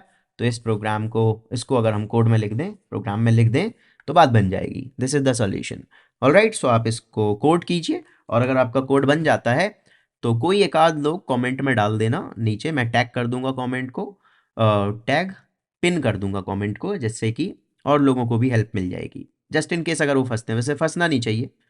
ऑलराइट, चैप्टर 7 और आखिरी चैप्टर इस पार्ट का, control flow statements. Control flow statement समझते हैं क्या होता है। अगर हमारे पास कंट्रोल फ्लो स्टेटमेंट्स अगर हमारे पास कंट्रोल फ्लो स्टेटमेंट्स नहीं होंगे तो प्रोग्राम ऊपर से नीचे तक सीधा सीधा चलता जाएगा, जैसे कि नॉट दिस वन। अगर हमारे पास कंट्रोल फ्लो स्टेटमेंट नहीं होगा तो क्या होगा? आपने जो कुछ भी कोड लिखा होगा, लाइन 1, लाइन 2, लाइन 3, सब कुछ बस सीधा सीधा चलता जाएगा। और अगर सीधा सीधा चलता गया तो हम कभी डिसीजन ही नहीं ले पाएंगे, ठीक है? फॉर एग्जाम्पल, मुझे एक ऐसा ऐप बनाना है जो कि मुझे गुड मॉर्निंग विश करता हूँ, गुड मॉर्निंग, ठीक है, गुड मॉर्निंग सर। और क्योंकि दुनिया में सारे लोग सर नहीं हैं तो हमें एक और मैसेज डालना पड़ेगा, गुड मॉर्निंग मैम। लेकिन आप इसमें देख सकते हो कि अगर हमने ये प्रोग्राम चलाया तो हमें वो गुड मॉर्निंग सर भी बोलेगा और मैम भी बोलेगा। तो वी वांट कि कई बार हमारा सर चले और कई बार मैम चले, depending upon something, some condition, ठीक है? सो जो हमने रिलेशनल ऑपरेटर सीखे थे उनका हम यूज़ करेंगे यहाँ पे और उसको बनाएंगे। तो इफ एल्स का सिंटेक्स क्या होता है? Very easy. आपको यहाँ पर एक कंडीशन लिखनी होती है। कंडीशन के रिजल्ट दो ही हो सकते हैं, याद रखना, या तो ट्रू या तो फॉल्स, तीसरा कोई रास्ता नहीं है, यकीन मानो, ठीक है? सो इफ कंडीशन अगर वो ट्रू होती है तो ये ट्रूथी वाला पार्ट चलेगा, ठीक है? ट्राई थी, TROTHY, आई डोंट नो ऐसा कोई एक वर्ड होता है कि नहीं, लिख दिया यार मैंने, ठीक है? और अगर ये फॉल्स होता है, अगर उस कंडीशन का रिजल्ट क्या आया, फॉल्स आया, तो ये हमारा एल्स वाला पार्ट चलेगा, which is called falsies, right? So for example, अगर हमें कोई इवन ऑड चेक करना है या फिर कोई नंबर चेक करना है, हमारे पास एक नंबर है int A equals to something and b equal to एक और वैल्यू, और हमें चेक करना है कि कौन सा बड़ा है, तो हम क्या लिखेंगे, यदि। यदि बहुत प्लेन प्लेन हिंदी आप सोचो और उसको कन्वर्ट करो इंग्लिश में, ठीक है। लॉजिक ना बहुत सिंपल होता है, बहुत सिंप्लीफाई। अगर आपने उसे पेपर पे बना डाला, अगर आपने उसको यहाँ दिमाग में बना डाला, तो वो कोड में कन्वर्ट हो जाएगा, इसकी गारंटी है। यदि a की वैल्यू बड़ी हो किससे, b से, तो हम बोल देंगे एस आउट में a बड़ा है भाई, ठीक है। मैसेज भी लगा सकते हैं, इज GREATER ग्रेटर, एल्स अगर a बड़ा नहीं है तो कौन बड़ा होगा, फिर b बड़ा होगा, ऑब्वियस सी बात है। तो एस आउट में मैं लिखूंगा b plus is greater, easy. So this is how you use if else. बहुत ही सिंपल सा सिंटेक्स है। और इसका एक पार्ट और हो सकता है कि आप इसको कंबाइन करें, हो सकता है आप एल्स में आके फिर से एक सवाल पूछें, वो भी पॉसिबल है। ओके, सो उस टाइप के सवाल भी होते हैं। फिलहाल के लिए हमारे पास कुछ प्रोग्राम्स हैं, उन पे ध्यान देते हैं। Accept two numbers and print the greatest between them, हमने अभी हल किया उसे। अगला प्रोग्राम है accept an integer and check whether it is a even number और odd number. So this is very special program, और यहाँ पर ना आप जो सीखते हो वो है डिविजिबिलिटी। कोई भी एक नंबर अपने पास a है और कोई एक नंबर b है, हमें इनमें डिविजिबिलिटी, अरे यार क्या तो शब्द हैं यार, बहनचो, डिविजिबिलिटी। डिविजिबिलिटी चेक करना है कि क्या हमारा a b से कंप्लीटली डिवाइड हो रहा है या नहीं। तो हम हमेशा उनका रिमाइंडर चेक करेंगे और रिमाइंडर में देखेंगे कि रिमाइंडर 0 आ रहा है या नहीं, है ना। कोई भी एक नंबर दूसरे नंबर को कब डिवाइड करता है कंप्लीटली, जब उसका रिमाइंडर कितना आ रहा हो, 0 आ रहा हो। और रिमाइंडर चेक करने के लिए ऑपरेटर क्या है, मॉड। ऑल राइट, सो अगर मुझे चेक करना है even odd, very simple. Even odd की चेकिंग जो होती है वो होती है नंबर 2 से, है ना। कोई भी एक नंबर हमारा अगर 2 से डिवाइड हो जाता है completely, then it's a even number, otherwise it's a odd number. So हमारे पास एक नंबर है इनपुट में इंट n, और b को कर देते हैं हम रिमूव, और हम यहाँ पर कंडीशन में लिखेंगे यदि n मॉड 2 कितना दे देता, हमें 0 दे देता है। अब देखो इसमें हमने दो ऑपरेटर यूज करें, एक मॉड ऑपरेटर, एक double equal to. Double equal to की जो प्रायोरिटी है वो मॉड से कम है, तो पहले इसमें जो चेक होगा वो है मॉड, ठीक है। मॉड का रिजल्ट आएगा और फिर कंपेयर करेंगे उसे हम 0 से। तो ब्रैकेट की आवश्यकता नहीं है क्योंकि प्रायोरिटी में डिफरेंस है। ओके, इसको मैंने किया फॉर्मेट, एंड अगर ये मॉड हो जाता है तो मैं लिखूंगा यहाँ पर इवन, EVEN, और यहाँ पर लिखूंगा मैं ऑड। आई होप आपको ये समझ आ रहा होगा, ऑड ऑड ऑड, सिंपल। तो 9 क्या है, ऑड है फिलहाल, तो ऑड प्रिंट हो जाएगा। अगर मैं उसे इवन कर देता हूँ, जैसे कि 90 से इवन नंबर, सो क्या प्रिंट होना चाहिए, इवन प्रिंट होना चाहिए, बढ़िया, easy. Next question is accept 3 numbers and print the greatest among them. Okay, so इसका लॉजिक मैं आपको देता हूँ, बाकी आप इसका कोड जरूर एक बार लिखने की कोशिश करें, वीडियो को यहाँ पर पॉज करें। हाँ, अब वो धीरे धीरे वक्त आता जा रहा है कि जब आप वीडियो को पॉज करेंगे और खुद का कोड लिखने की कोशिश करेंगे, और अगर नहीं बनेगा तो ही सॉल्यूशन देखेंगे। ऑल राइट, सो हमारे पास 3 नंबर्स हैं, अब ए है, बी है और सी है। ए विनर कब बनेगा, सोचो जरा। ए विनर बनेगा जब ए बी से बड़ा हो, साथ ही साथ मैंने बोला था ना कि उन ऑपरेटर्स का यूज़ करेंगे हम यहाँ पे इफ एल्स में।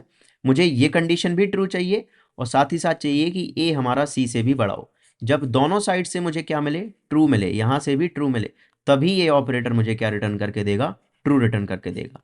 आ रही बात समझ में। अगर मैं ये बोलता कि कोई एक साइड ट्रू हो जाए तो मैं और लगाता, लेकिन अभी और नहीं लगेगा, यहाँ पे क्या लगेगा, एंड लगेगा, राइट। सो मैं बोल रहा हूँ अगर ए मेरा बी से बड़ा है और ए मेरा सी से बड़ा है तो कौन बड़ा है, फिर ए बड़ा है। अगर ऐसा नहीं है तो फिर मैं एल्स इफ में आऊँगा, एल्स इफ में आऊँगा, ठीक है।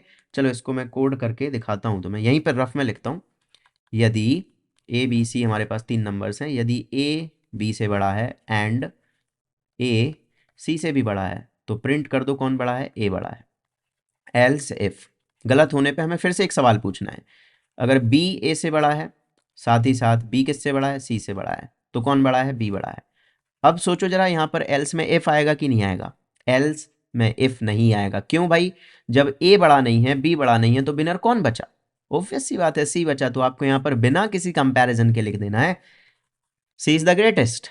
अब मैं आपको इसका एक बेहतरीन सा सॉल्यूशन बताता हूँ। एक और सॉल्यूशन इसका बनता है कि यदि ए बी से बड़ा है तो फिर अंदर आ जाओ, फिर चेक करो, यदि ए सी से बड़ा है तो आप ए को प्रिंट कराओ, एल्स आप सी को प्रिंट कराओ। ये भी एक उपाय है, प्रोबेबली शायद कुछ लोगों को आता होगा आप में से, कोई दिक्कत नहीं, आप बेस्ट सीखो। बेस्ट क्या है बड़े भाई, बेस्ट ये है, देखो सामने देखो,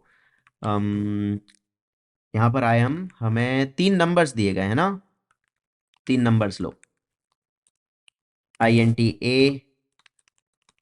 कोड लिखने में यार मुझे आलस आता है थोड़ा सा, यकीन मानो। मतलब ऐसा नहीं लिखता हूँ कोड मैं, लेकिन इस वाले के लिए लिखने में आलस आ रहा है। हमारे पास A है, B है और C है।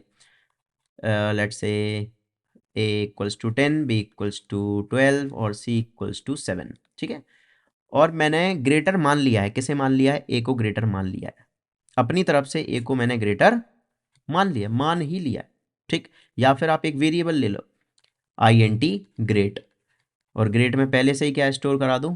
A स्टोर करा दूं। मैंने A को ग्रेट मान लिया है। ठीक है, फिर मैं लिखूंगा यदि यदि ग्रेट सॉरी यदि B की वैल्यू ग्रेटर देन है ग्रेट, तो फिर आपके ग्रेट की वैल्यू क्या हो गई? B हो गई। और अगर ऐसा नहीं, और आगे चलो, अगर C की वैल्यू है ग्रेटर देन ग्रेट, तो आपके ग्रेट की वैल्यू क्या हो गई? C हो गई। और ऐसा आउट करा देंगे आप किसको? ग्रेट को। कितना सरल था। एक बार मैं अब इसे कोड में भी लिखूंगा, मुझे अच्छा लग रहा है। अब अच्छा लग रहा है, सो मैं लिखूंगा इसे कोड में, A equals to some value, B equals to एक और वैल्यू और C इक्वल्स टू एक और वैल्यू। ठीक है, मैंने एक टेम्परेरी वेरिएबल बनाया, इंट GREAT बरोबर व्हाट? बरोबर A। मैंने अपने A को घोषित कर दिया, भाई यही सबसे बड़ा है, नहीं होगा तो बदल जाएगा आगे चल के। फिर मैंने चेक किया, A का मैंने कंपैरिजन कराया किससे? B से। तो कैसे कराया? मैंने बोला अगर B की वैल्यू ग्रेड से बड़ी होती है तो हमारा पिछला वाला जो ग्रेड है वो किसी काम का नहीं, हम उसे छोड़ देंगे, त्याग देंगे भाई, त्याग देंगे। तो उस केस में मैंने बोला कि अब ग्रेड की वैल्यू क्या हो चुकी है? B हो चुकी है। अगर आगे चल के मुझे पता चला कि जो C है वो और बड़ा धुरंधर है, उसने भी ग्रेड को बीट कर दिया, तो अब हमारा नया ग्रेड कौन है? अब नया ग्रेड हमारा C है। Very simple. और लास्ट में आके हम प्रिंट करा देंगे क्या? Grade. Okay, so I hope समझ आया होगा। और फिलहाल ये क्या प्रिंट करने वाला है? 90, क्योंकि वही सबसे बड़ी वैल्यू है। अगर मैं इसको बड़ी वैल्यू बना दूं तो 120 बना दूं तो 120 आएगा।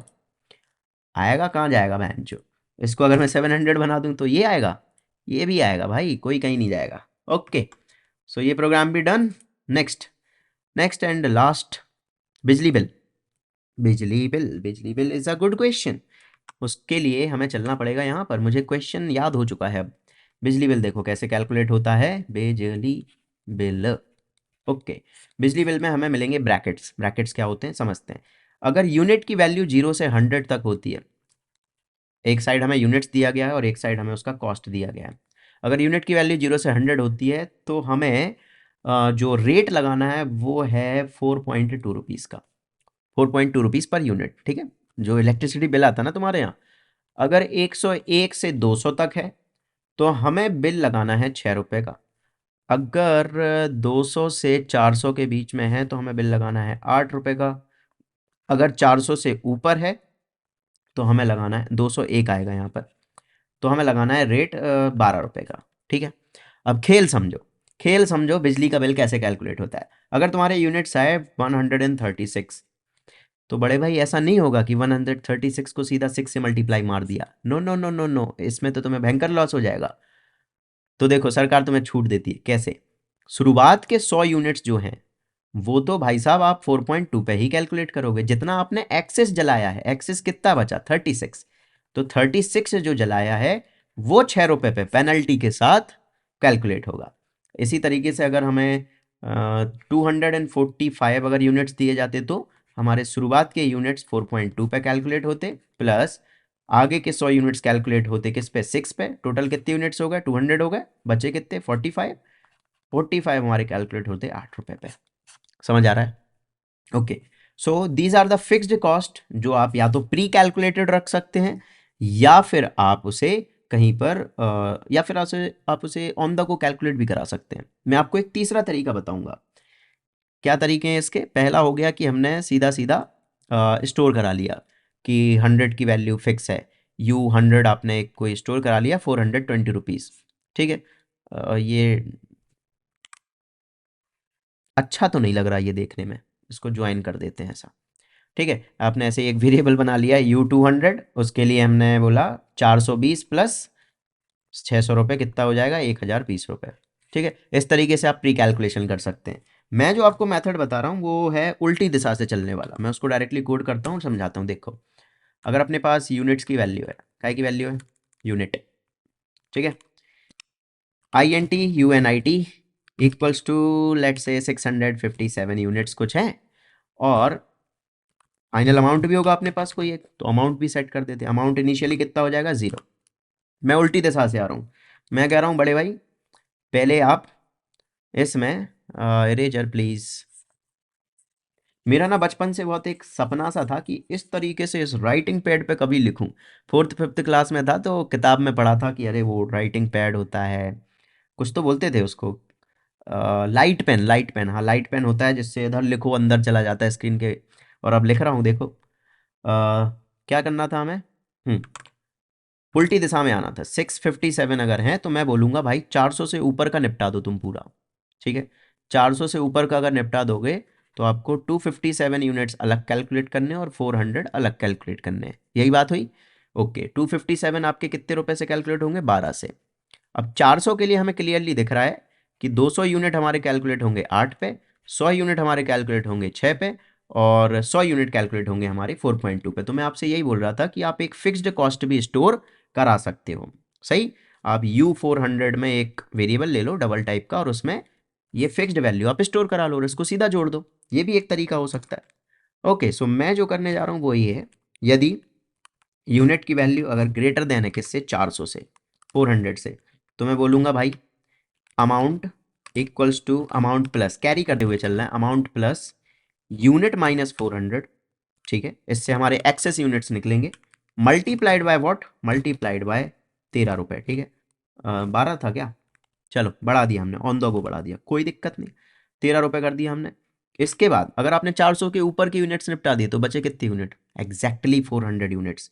तो मैं यूनिट को यहाँ पर सेट कर सकता हूँ 400, ठीक है। एक तरीका ये भी है। तो मल्टीपल तरीके हैं और इनमें कोई भी खास बदलाव नहीं आएगा किसी भी तरीके में, आप कुछ भी लिखें as long as it's working, कोई दिक्कत परेशानी नहीं है।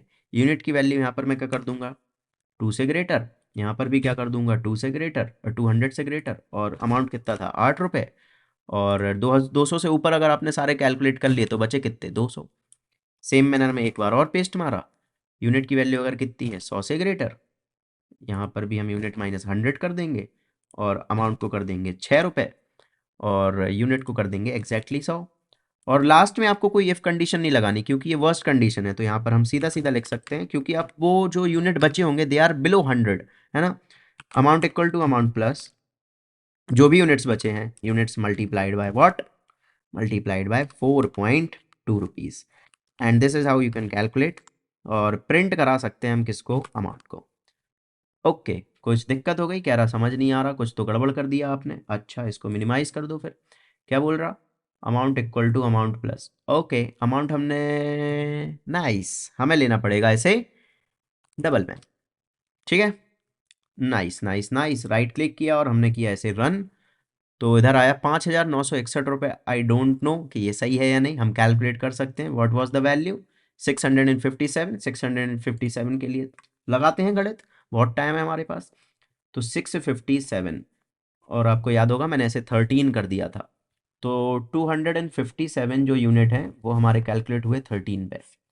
और मुझे दुख की बात पता क्या है, भैंचोद 13 का पढ़ाना नहीं आता, मल्टीप्लाई तो करना है, 7×3 = 21, 5×3 = 15, 16×17, 7, 1, 3 दूनी 6 और 1 7, मल्टीप्लाई का सिंबल लगाओ। रोना आ रहा है भाई इस वक्त, पापा ने मुझे एक बार बहुत कूटा था क्योंकि मुझे 8th क्लास में 13 और 14 का पहाड़ा नहीं आता था, और दुख की बात यह है कि आज भी नहीं आता। 7 7 14, 1 7 5 12, 1 13 और 1 3, वेरी नाइस। तो ये हो जाता है हमारा 3,341, ज़्यादा नहीं हो गया, थोड़ा सा हो गया होगा, कोई बात नहीं। 200 गुणा 8 विच इज 1600, ये होता है 600, और ये वाली वैल्यू होती है 420। ऐड मारो सबको, 1 आया, 4 2 6 आया, 6 6 12, 4 16, 19 आया, 1 3 4 और 1 5, 5961 is the value. Are we getting it, yes we are getting it. All right, so program हमारा सही है, नाइस। तो यार इस वीडियो को रखेंगे अपन इतना ही, हमने सब कुछ कवर किया। चैट जीपीटी को आप यूज़ कर सकते हो इस तरीके के और क्वेश्चन जनरेट करने के लिए। आप उससे सिर्फ इतना बोलोगे, I am a beginner and beginner in programming and give me some problems in if else और math API और operators, या इंक्रीमेंट डिक्रीमेंट वाले कुछ क्वेश्चन जनरेट करके दो मुझे, वो आपको मिल जाएंगे। और अगर हम यहाँ तक पहुँच गए हैं तो अगली वीडियो में हम कवर करेंगे यार loop problem mini game project, उसमें भी आप हमसे जुड़िएगा। और कमेंट करो यार, कमेंट कमेंट एक स्पेशल टास्क है तुम्हारे लिए, कमेंट करना है तुम्हें 5961.0, ठीक है। ये कमेंट करना है अपन को और लोगों को भैंचो कंफ्यूज कर देना है कि क्या चल रहा है कमेंट्स में, ठीक है। बाकी कोई समस्या आई तो भी कमेंट करो, लाइक करो चाहे नहीं करो मुझे नहीं पता, सब्सक्राइब का बटन दब जाना चाहिए उस पर, कैरी भाई की भाषा में बोलें तो उस पर चाहे तुम कूदो बैठो कुछ भी करो, पत्थर फेंक के मारो, लेकिन सब्सक्राइब बटन हमारा दब जाना चाहिए। एंड याद रखना, I love you this much. और मुझे उम्मीद है यहाँ पर लाल हार्ट्स आ रहे होंगे। लेट मी चेक क्या वो आ रहे हैं, एक बार फिर से चेक करेंगे हम यहाँ पे। बस सर, बढ़िया, एक नंबर, चलो बाय बाय।